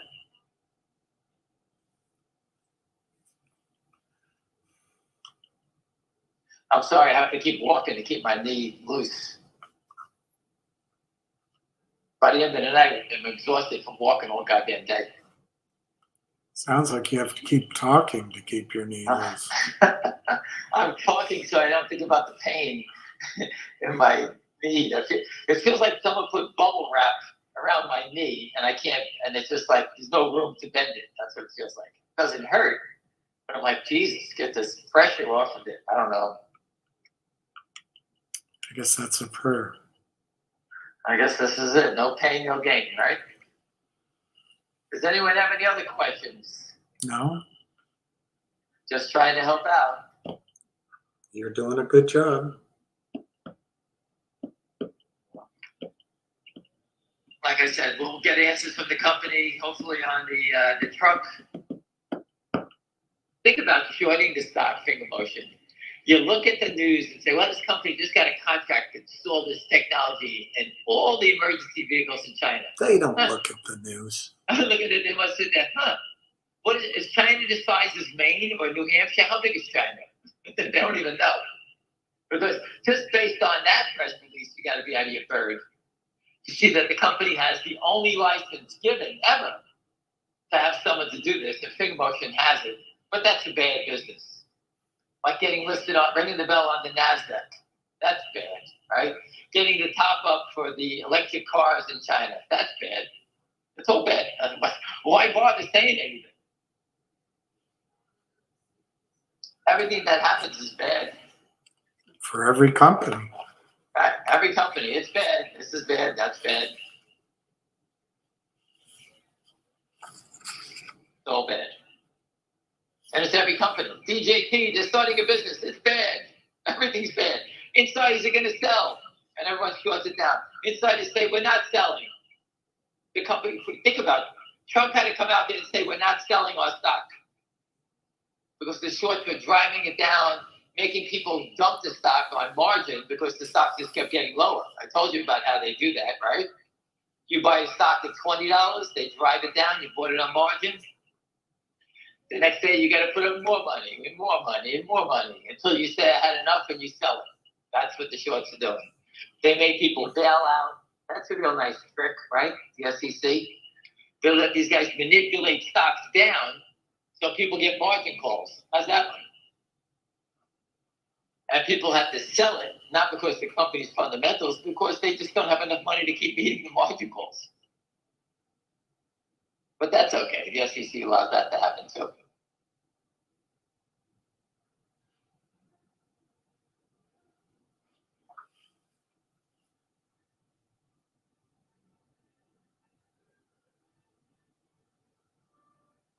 I follow MLSS. It's been acting like shit. Down 14 cents. Nothing going on. I got in too early there. I paid 101. It's 87. That's what happens, people. You never know, right? I don't know. That's what happens. What else? That's it. The company's coming out with earnings. It's either tonight, tomorrow, I assume, William. I think that's what everybody's saying. That's what, yeah, it says tonight or tomorrow. All right, so if anybody wants to just send a tweet to the company they post on Twitter all the time, just ask them. And we'll wait for the report to come out. And we're down to 16 trading days. I think that's the most exciting thing about the whole thing going on here. Does anyone have any questions about that with Pat Byrne and all that stuff? No, not yet, anyway. Pat Byrne put a tweet up yesterday. It was pretty troubling. He He put up saying that all the information that he has as far as the Dominion voting machines and the rigged election. I remember Pat Byrne has all the information on that. He's the one that figured it all out. And he was concerned that they were going to kill him. So he gave the information to people that are instructed to release the information. God forbid he gets killed. That's at the level Pat Byrne is at. He put up there that he helped the FBI entrap Hillary Clinton to take an $18 million bribe. Pat Byrne knows everything about that. So, I mean, this is a real deal American hero, this guy. You sound like a misogynist.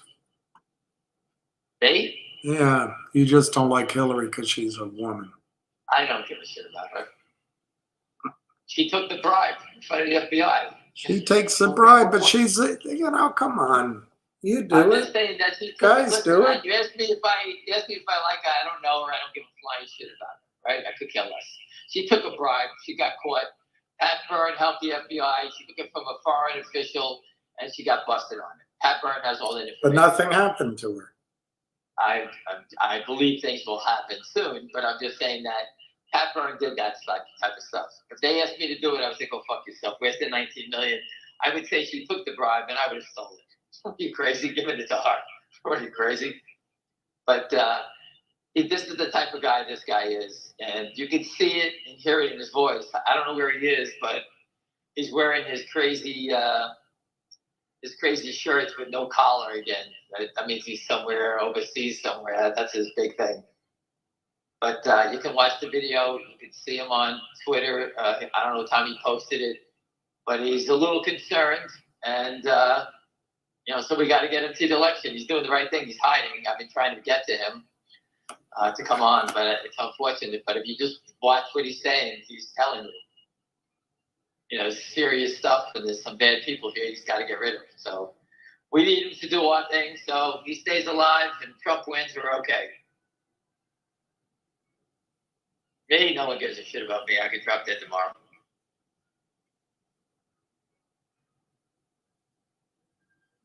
If I drop dead tomorrow, William, I'm going to make them throw my body right in fucking Jeff Easton's outside his fucking door of his office.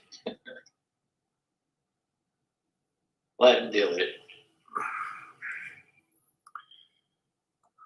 Come on, people. There's got to be one question. It's 2:20, 3:25. I did my therapy. I'm ready to go. My knee's stiff.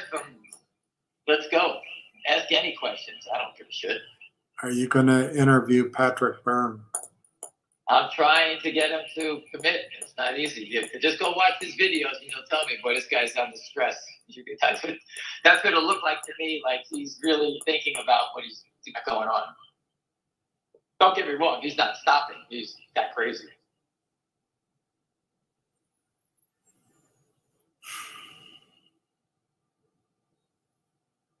Again, you got the information. All I can tell you is to buy stocks when they're selling them, because when they stop selling them, they're impossible to buy. Case in point, DJT today. They just start running and you can't get them.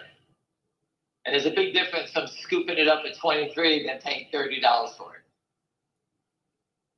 it. And the difference between DJT and finger motion is that when finger motion has to move like this, how many people are going to be worried about selling it if we only traded, let's say, 30 million shares and the stock's $30? I would be worried because we know it's 230 million. Got a long way to go yet, right? And that will help you stay in the game longer, is that you have all this knowledge about how big the short is and you understand everything about it. DJT traders, they don't understand it. Don't get me wrong, the shorts understand it, but the people that are buying it, the hedge funds, they're trying to squeeze the short because they can see it. I can see it. We can all see the shorts trying to cover, so they're just playing games trying to squeeze them. But no one really knows the details of that I know, or everyone on this call knows. We know every gory detail about finger motion. We've only talked about it 10 times a day for a couple of years now, right? I hadn't noticed.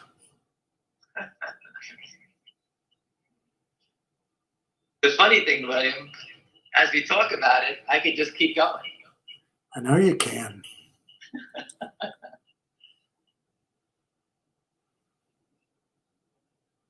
Oh, that's that. I'm trying, people. You are trying. Hey, just think about this. You're short 1.5 million shares. You got a margin call. Stock's down. There's 5,000, 4,000 up to 220. Why wouldn't you buy it?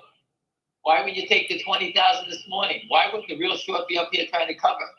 Oh, the real short is covering today, just when the seller came in. And they're working it together. If that's not a prearranged trade, I don't know what to tell you. That's 100% is a rigged trade.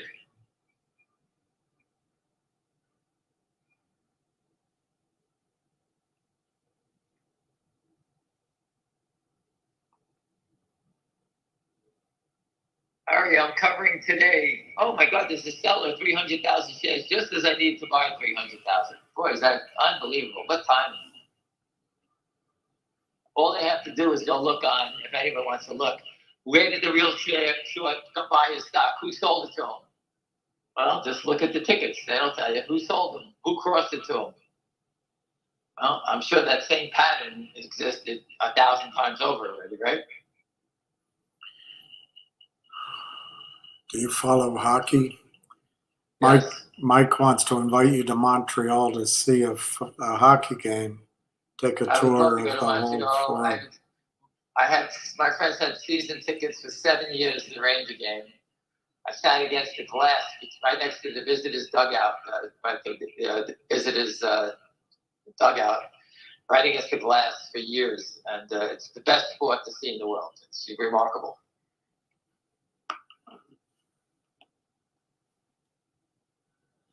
And I told you about the time I was sitting behind at the glass with my wife and the kids, and the puck hit the net above us. And some guy yelled, "Heads up!" And I put my hands on my head. That's what I saw it. And the puck came down and hit my wife, and it was on TV.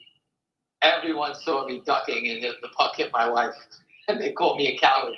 Everybody at the Madison Square Garden was calling me a coward. I had to stand up and say I didn't know him.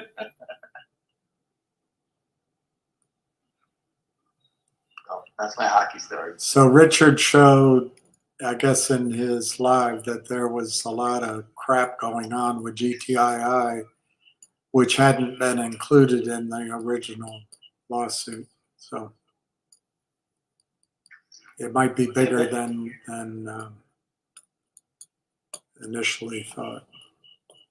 All right, well, that's good. They let the receiver dig through what he's got to do. We have companies that want to go in there, and like I said, when it's time, they'll merge in. That's it. And then we go from there. There's still 500 million shares short. People keep asking, who's trading it down here? It's all nonsense. You can't buy it. You can't sell it. Where are you going?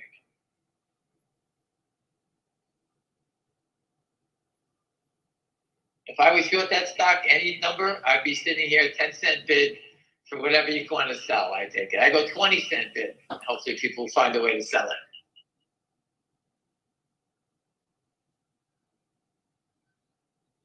But they don't. They never cover. You have to force them to cover. Remember, there's no money back in these trades. That's the key to the whole thing. There's no money.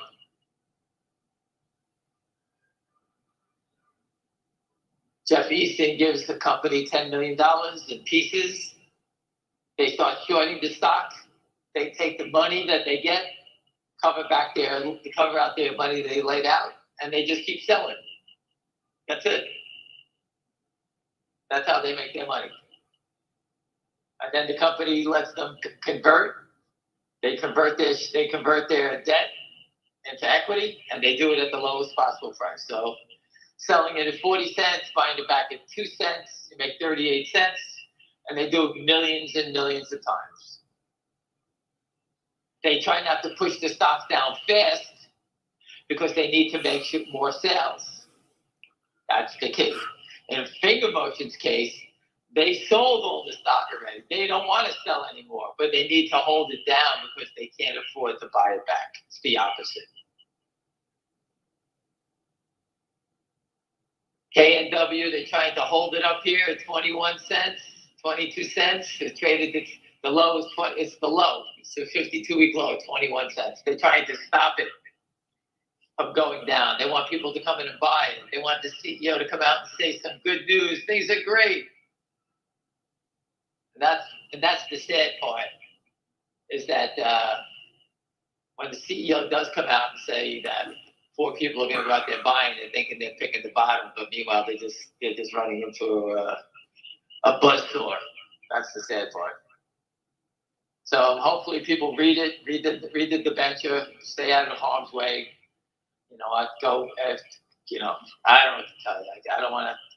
I'm not here trying to ruin your trade, but I'm just telling you that 99 out of 100 companies go through that meat grind that they don't make it out. Finger Motion is the only one that's making it out.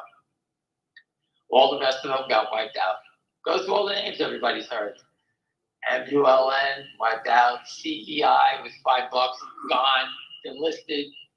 Right? GNS, same thing. COSM, same thing. All these companies. They all went through the meat grinder. Once you take money, you're finished. That's Wall Street. Once you get money, you're finished.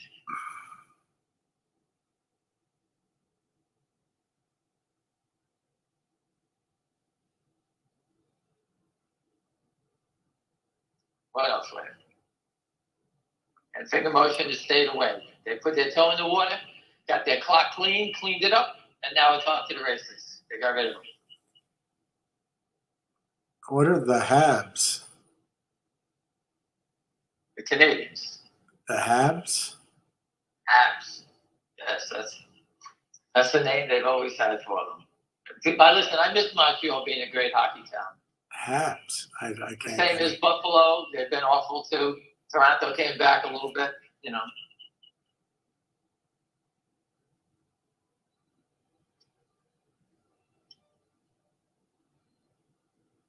went to the Ranger game every night for years, every night. How high does DJT go when it squeezes? It's a great question. It's hard for me to tell you what's going on with the trading, though. It's hard for me to tell. So the only thing I can tell you is keep flipping and get higher options. If you buy options at 2, you go to 4, sell the $4 calls, buy $2 calls again. This way you keep rolling higher. And you say, well, I can't keep going that higher, but you know what? You want to keep leaving money on. You don't leave any money on the table. You always take the money off.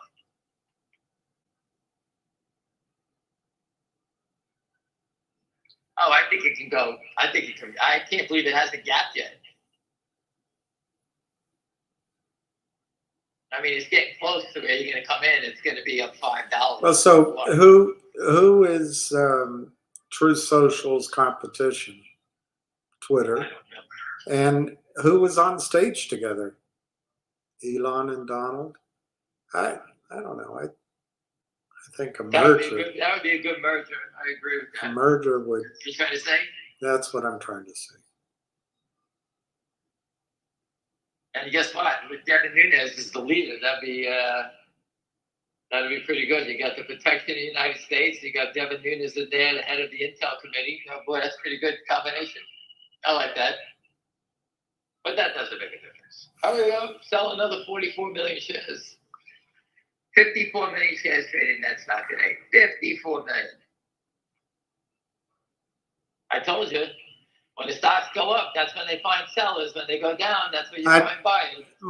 Mike is asking seriously, does Jeff Easton really think Finger is going to be profitable? Look, it's not Jeff Easton selling. It is he has 4 hedge fund clients. He admitted that one of them might be the short seller. It's his clients that are selling the shit out of it. They're doing it from offshore.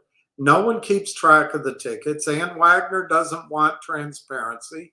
Goober Gensler wants to be the head of the Treasury. Adina Friedman, I don't know, she's got to get her teeth fixed. And the fat asshole Robert Cook just shuffles paper all day. And your broker dealer doesn't care. It's just the markets are a joke. They're a complete joke. It's a joke. And these money managers that are all getting big fees, they're all in NVIDIA as it goes up. There's no real price discovery. Look at Jeffries. It went from $30 to $65. No one's, the market's dead.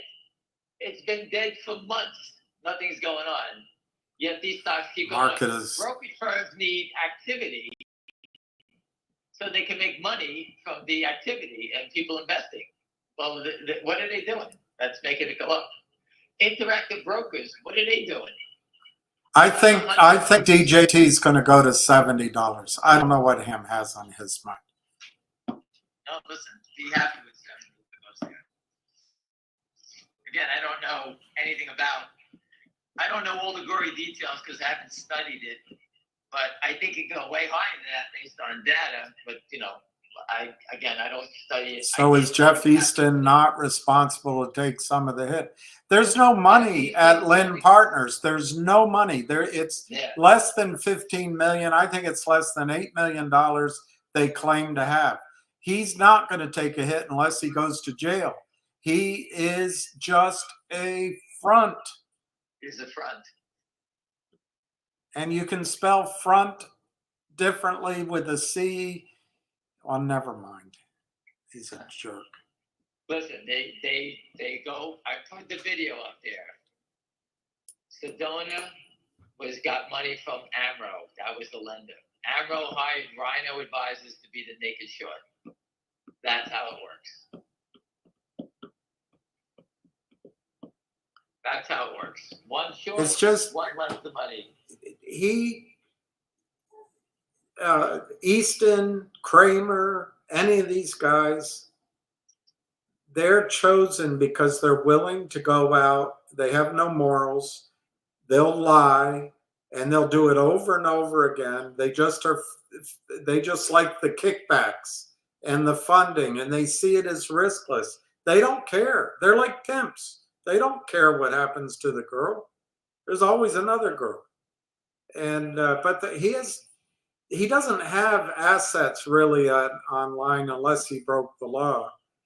It's the funds behind it. And the way he's going to get the paper trail, the wires, everything, the phone records. That'll all come. But in a squeeze, who pays is you, the taxpayer. First, it's the broker dealers. Then it's the DTCC. If that buries a couple of brokerage firms, it'll come to Congress to pay it off. These guys have this scheme. It's the perfect crime. And that's why Ann Wagner doesn't do anything. That's why Gensler doesn't do anything. You found one article the other day. There was a woman at the DOJ, a lawyer, that was attacking it. But the rest of them, they're all bought out. They don't care. I'm just sick of it all. It is what it is. I'm not sick of it. I'm not leaving till we get them. I told you, they get busted, they're going to get busted. Listen, well, they will get busted. I think that's true. But listen, who's taking the hit for it? I could care less. But it all originated with Benchmark. The company went to Benchmark. Benchmark went to Jeff Easton and Philip Valier. Ask all the stocks that get mentioned to Benchmark come from Benchmark. They all get Benchmark destroyed. Is sending everybody to their death. Yeah. Saying, go over here. They did it to KNW. How do I know KNW? Go look at the money KNW raised after Easton. They got it from who? Benchmark.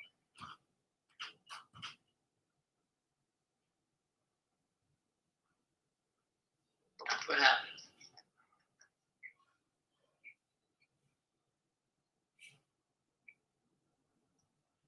Just let me see something.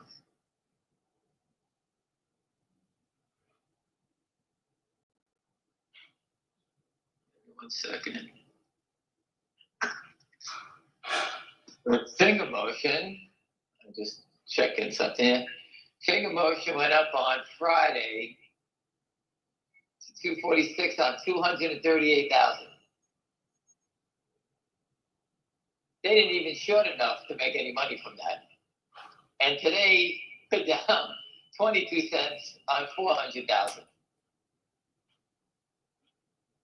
If they wanted to, if they were smart, they let the stocks go higher and short it on the way up and average up. Correct? That's how you do it. That's how shorts do it. They can't. They don't have the money. I keep trying to. All of us on this phone, we're all naked short sellers. We don't have the money to back these trades. That's what's going on. They don't have any money to back the trades. So what are they doing? They're trying to control the price because they can't control this. They don't have any money to pay for it.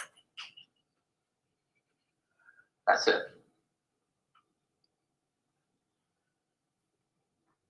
All right, William, I'm going to go. I have things to do. All right. And, but I'll be online tonight, and I will keep going. If there's something comes out with the earnings, we'll talk about it in the morning, William, I guess. I don't know when it comes out. Or we can do it later when they come out. Okay, I'll let you know. If I have nothing to do, I'll jump on. If I didn't take my pot dummy, we can talk about it. All right? All right. All right. Thank you. Call ended. Wolf of Wall Street all over again. Yeah, it's all corrupt. But I'm going to write. I'm going to try to write this Congresswoman Ann Wagner. She won't read it. Tilo down today. Yeah, Tilo is a good story. I want to. I called in. I was going to do a video for you guys. I called the guy, but then he died. I didn't speak to him. I spoke to the largest shareholder, but then he died, and I've left it alone. But I got a call back in. At what number does it squeeze? He said, he answered he didn't know because he hasn't followed the trading. I think it has to break out to new highs. That's what I think.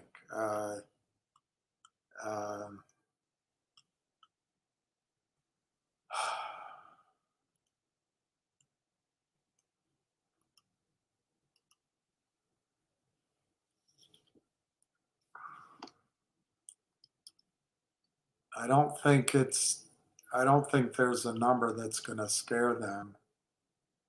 I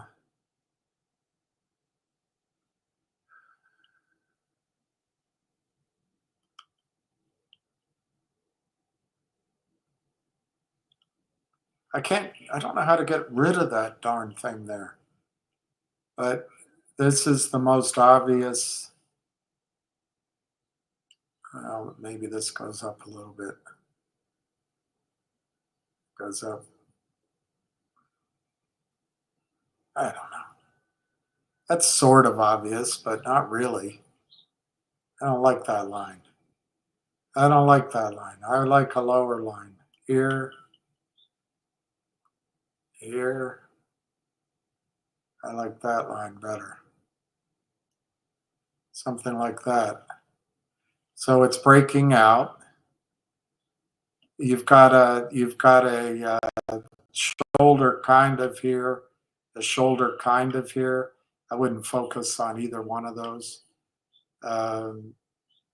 You had kind of a downward wedge, kind of, sort of, which is bullish.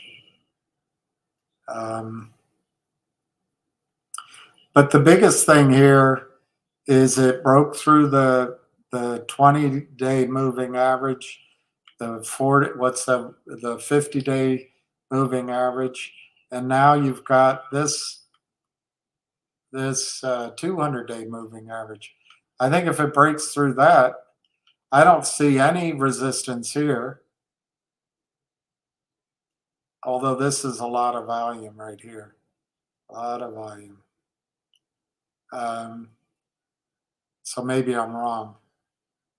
There might be a little bit of resistance in here because of that volume.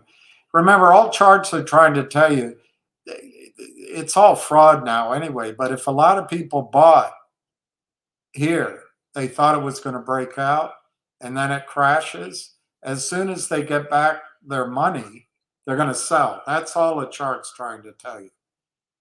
I don't know. I would guess this volume all in here reflects a lot of that selling already. So let me change the color of my confusing stuff. I think this gap, even though it was filled here. I still think that gap will have some significance. And this top here.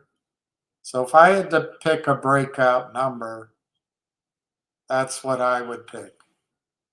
If you wanted to know a number that I would choose, that if it went above,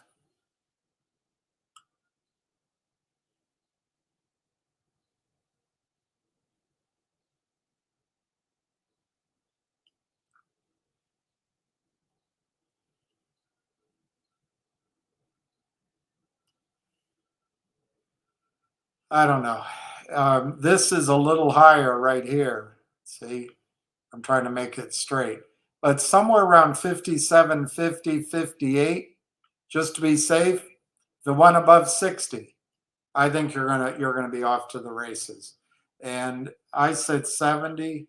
The previous high is 77, 50, 80. It could blast through that too. If there's a squeeze, I don't know. I don't know. This looks really strong. This looks really strong. They're trading this all the way back up. So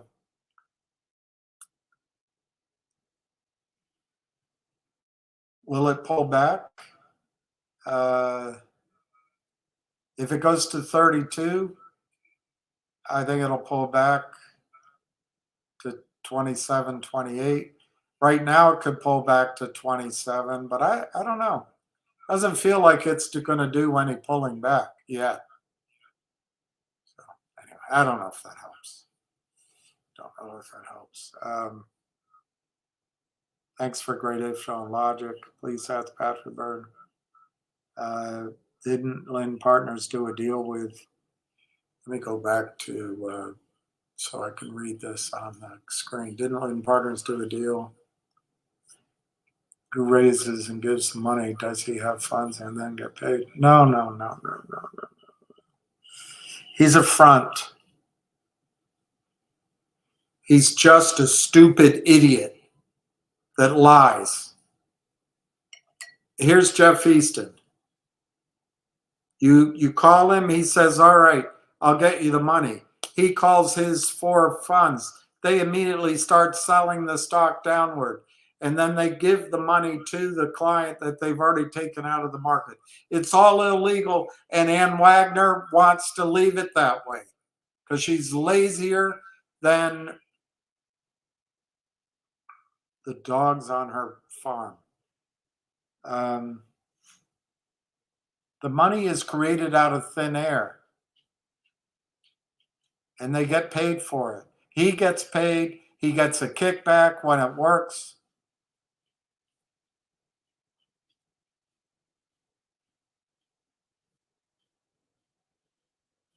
Yeah, I like that, Ronnie, that you bought more finger. And here's Wickedums asking a stupid question. I don't think there's really are stupid questions. There's annoying ones sometimes. Where are these fake shares sitting? No. Everybody's tried recalls. GTI, I tried to do it. You know, people had a vested interest in getting a share count of GTII. They wouldn't even bother. People wouldn't fill out the forms. Only 30% of the people answered. Look at MMTLP. MMTLP is worthless. Worthless and worth less than people think. They don't bother to move it.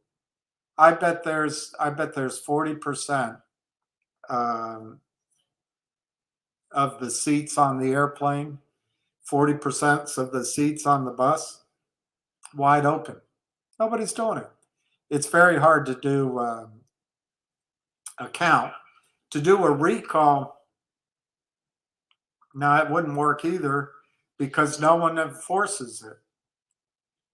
I'll have to find the story, but there was a CEO who bought the entire float of his own company after it was under attack, he just went out and bought the entire float. He had the shares delivered to his home. And he wrote letters and wrote letters. No one believed him.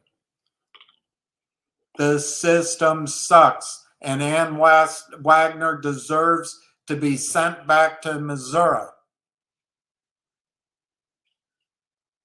So what has Jeff Easton done wrong? Nothing, Mike. He hasn't done anything wrong. He's just a good guy.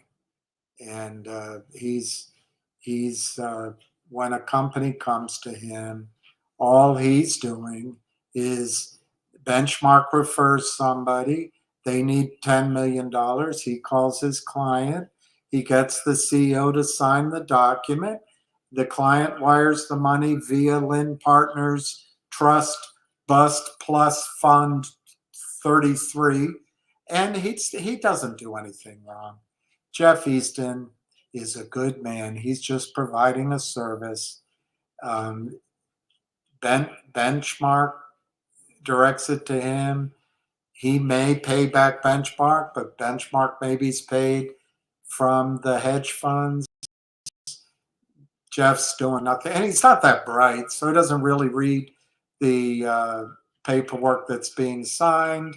Whenever he recommends to a CEO, oh, we're going to be your partner. We're excited to be with you. We're going to fund you. And then when he sees the stock go from meaningful numbers down to pennies, time after time after time again, hey, that's just the market. What is Jeff Easton doing wrong? And his clients, they must know more than he does.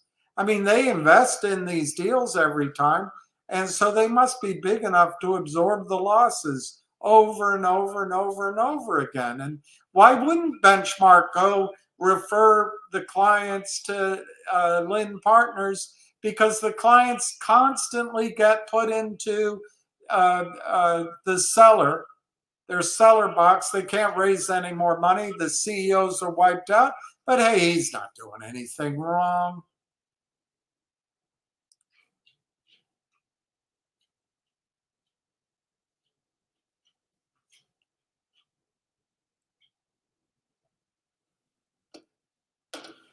I agree, Mike.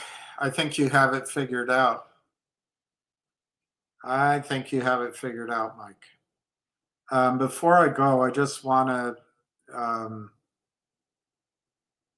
bring something to your attention, unless I lost it, and I may have lost it. I can find it again.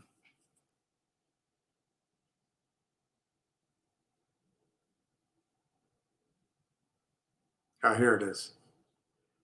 I warned you to keep looking at the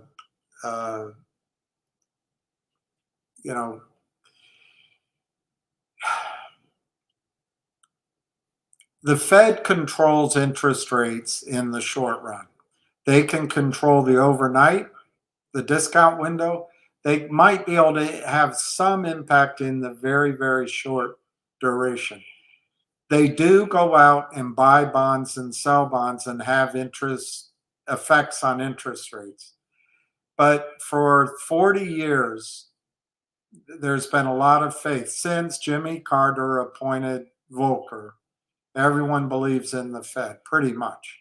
And if you don't, you get run over, because the people who do believe in it run you over.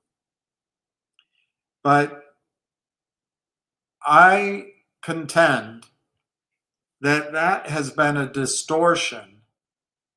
That relationship between the market going in the direction the Fed is announcing they're going to do, it's just coincidence as far as I'm concerned. Or it's the Fed catching up with where the market goes, whatever you want to call it.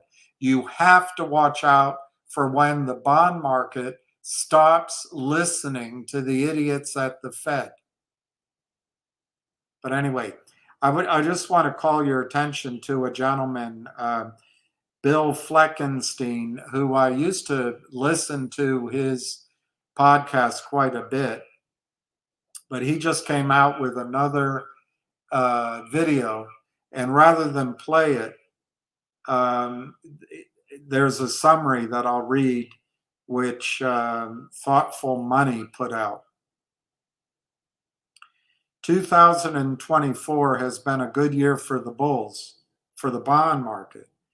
And with the largest economies in the world back into an easing mode, both monetarily and fiscally, does that mean 2025 will be another winning year for the longs? It's been a good year for the roses. It's been a good year for the roses. To help us find out, they spoke with Bill Fleckstein of Fleckenstein Capital. Bill is watching rising bond yields very closely now, as he suspects they are starting to rebel against the Fed's rate and the new rate cutting plans. He's been waiting for years for the moment when bond investors lose confidence in central planners' ability to tame inflation, as well as to rein in deficit spending.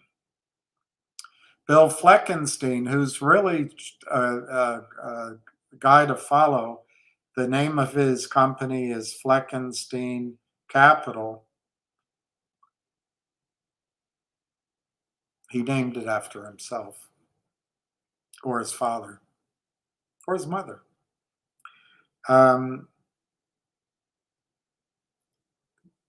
Bill thinks we may have reached that point. The global economy is experiencing stagflation, where growth is sluggish and inflation persists. The US budget deficit has been key to propping up the economy, but disparities between asset holders and non-asset holders have widened. I used to own a house. It's just sold for over $4 million. Oh well. Economic strength may weaken, and market outlooks are highly influenced by the upcoming US elections, and that may affect policy. Second point, the US, China, Eurozone are all adopting more accommodative monetary policies. China is aggressively boosting growth through fiscal and monetary measures, while the United States and the European Union have eased interest rates. There's hope that this liquidity will avert a recession. Skepticism remains regarding the long-term impact.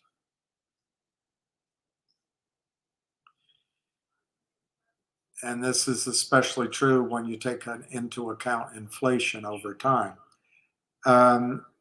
Third point, the bond market is signaling a loss of confidence in the Fed's ability to control inflation, with the 10-year Treasury yield rising from 3.6% to over 4%.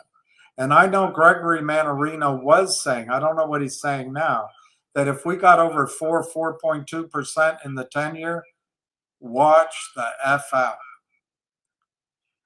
If bond yields continue to rise from here, it could signify a major shift in market sentiment and make it clear that central bank interventions are not effective or less effective. Fourth point or fifth, inflation is expected to remain high, and the Fed may be constrained in responding to financial crises if inflation remains a concern. Historically, the Fed has prioritized stabilizing markets over fighting inflation, which could lead to longer-term inflationary pressures if a similar approach is taken. What does that mean? Gold, silver, oil, gas, platinum, farmland.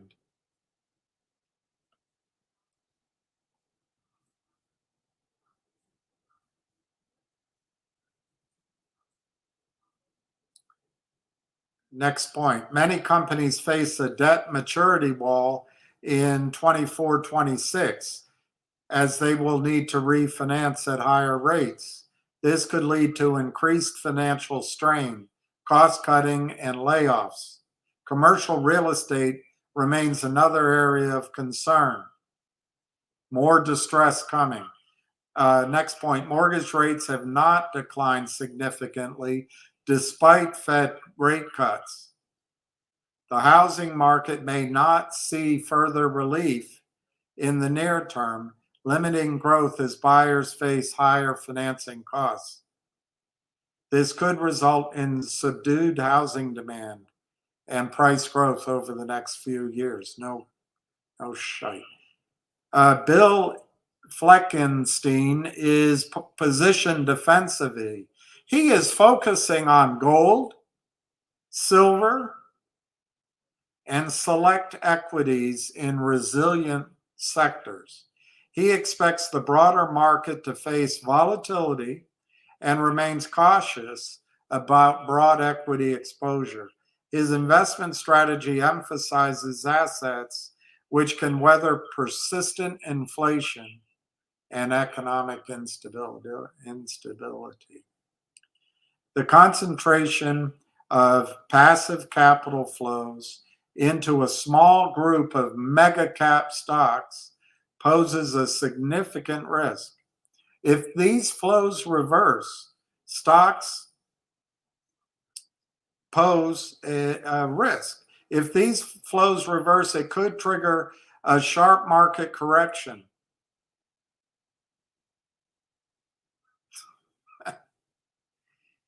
And if it rains tomorrow, you might get wet.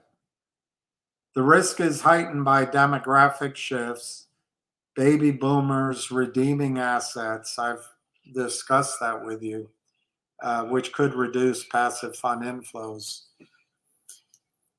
One of the images that stuck in my mind when I was about 25 years old, I think, at Merrill Lynch, a guy came in and told us this idea of a boa constrictor, baby boomers, and think of the baby boomers as a giant, I don't know, pig or something the boa constrictor ate.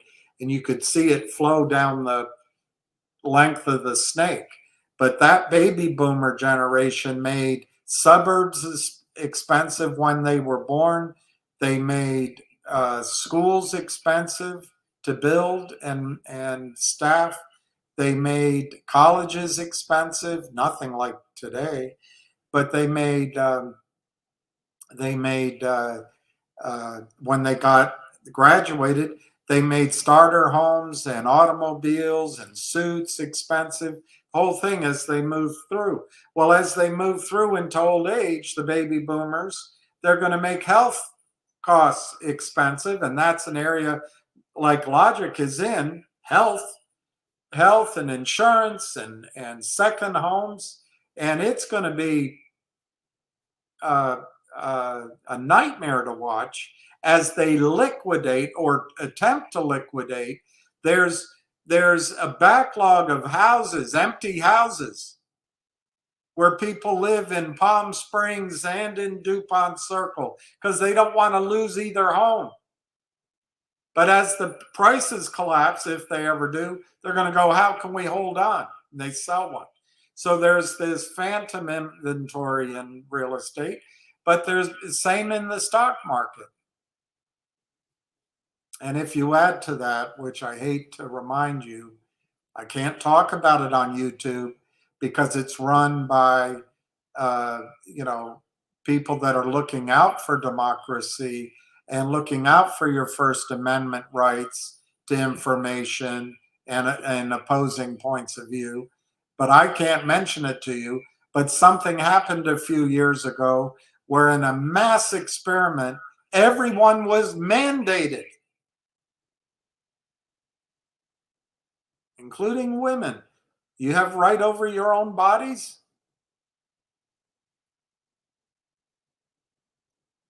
Men too, mandated to join in an experiment which enriched 3 companies and there was passed because it was so safe, they passed legislation that you can't sue them. That's how safe this product was. Well, apparently, if you do research, you can't find it in the main media, but there are professionals, I won't say what kind of professionals, who trained for many years, and they're noticing patients coming in. If you just read the news, football players, even a tennis player, pilots. Oh, that's normal. It's all normal. It's not normal.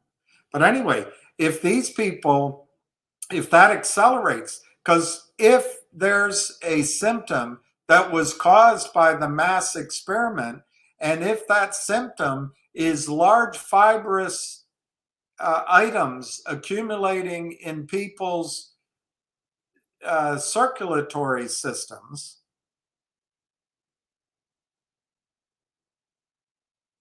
is it just going to magically go away?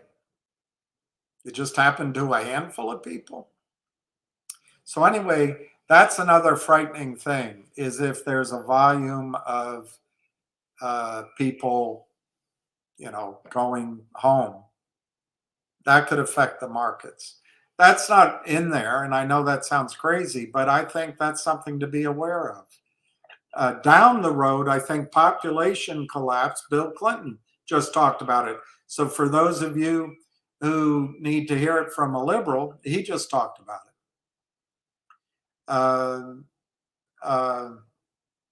That could affect stock markets in the future. So what are ways of avoiding losing wealth? You got to get out first, and you got to shift to the things that will protect you. I think oil and gas will still be strong even if the world's population reduces. Why? Because everyone wants to live like North Americans or Saudis, and that isn't to date, that hasn't been a lot of people. So even if we reduce worldwide's population, there's 2 or 3 times the number of people in China that want to live like we do, and India, and Mexico, and in the Middle East, and in Africa. So I think oil and gas is a way around. I think silver and gold have been stores of wealth for thousands of years. And other things, healthy food. If you own a farm, if you own an orchid, if you own a water spring that's pure, things like that. John, I don't know how I can buy your shares. They're in your name. They're in your retirement account. How do you get them into my name? If you can get them into my name, I mean, it all depends on price, doesn't it? But I'd consider buying them, but you can't get them into my name. The only other way to do it is to write up a contract. Let me put it this way, John. If I buy them from you and then the stock goes to 100, I know you'd do it. But what if I'm dead and it goes to my nephew and he calls you? Are you going to transfer it? I don't know. It's tricky. It's tricky. But I'm willing to look into it. I'm not saying no. Yeah, I think that's a worthwhile gamble. I do. But yeah, John, I'm willing. I just don't know the mechanics. If it stays in your retirement account, we just have to write up a simple contract, and that'll cost a couple grand to get a lawyer to draw that up. But yeah, I'd look at it.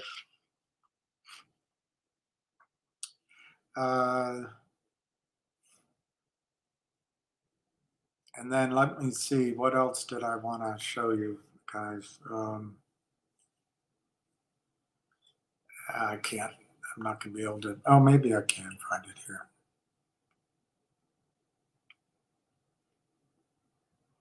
Now, it's depressing. I'll save it for another day when you can deal with being depressed. And I can't find it right away anyway. So anyway, let's see where things closed, and then I'm going to eat my lunch. NVIDIA was up. Finger closed up, or it's up in the aftermarket, 222. I like your idea. Let's see if they came up with earnings. Let's just see.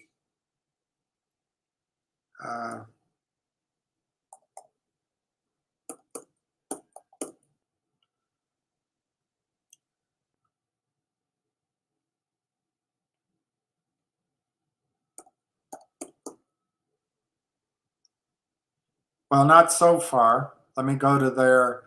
Where else could I go? Maybe E-Trade would say.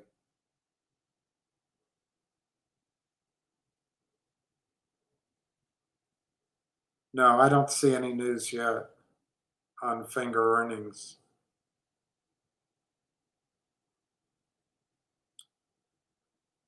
So I don't see them. But I like your strategy, Matthew. I do. So John, let's just figure out how that can get done. If we agree a price, and then what else can I leave you with? Let's just see if there's a warning.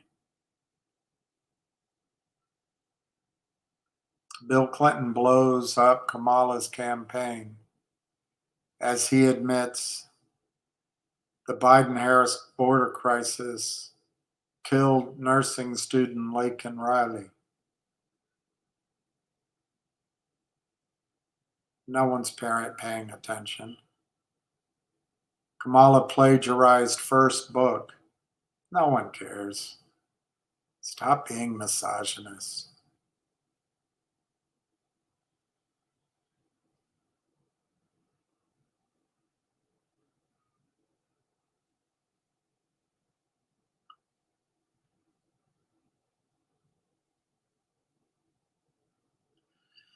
No, it looks like there's no war breaking out, which is I'm really glad to see. Kamala's poll numbers are crashing. I don't know.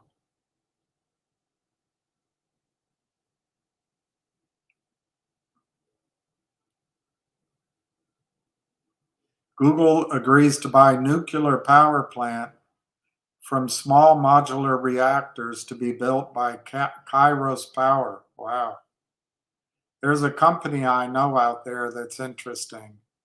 I'll have to see if I can interview him for you.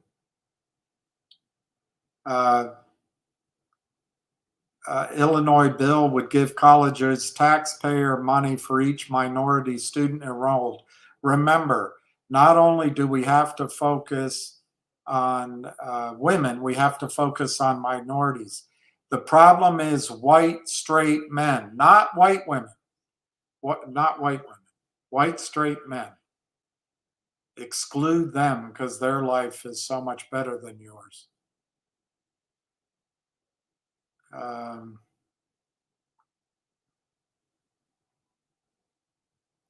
right, let me see. There is an article on gold I want to read to you, but I'm not going to do it now. I'll do it tomorrow.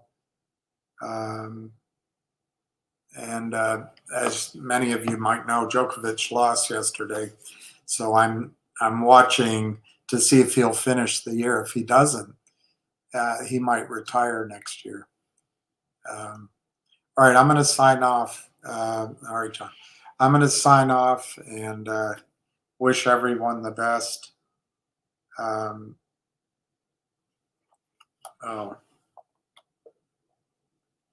I see. Wish everyone the best. Peace in the world. I pray for peace in the world.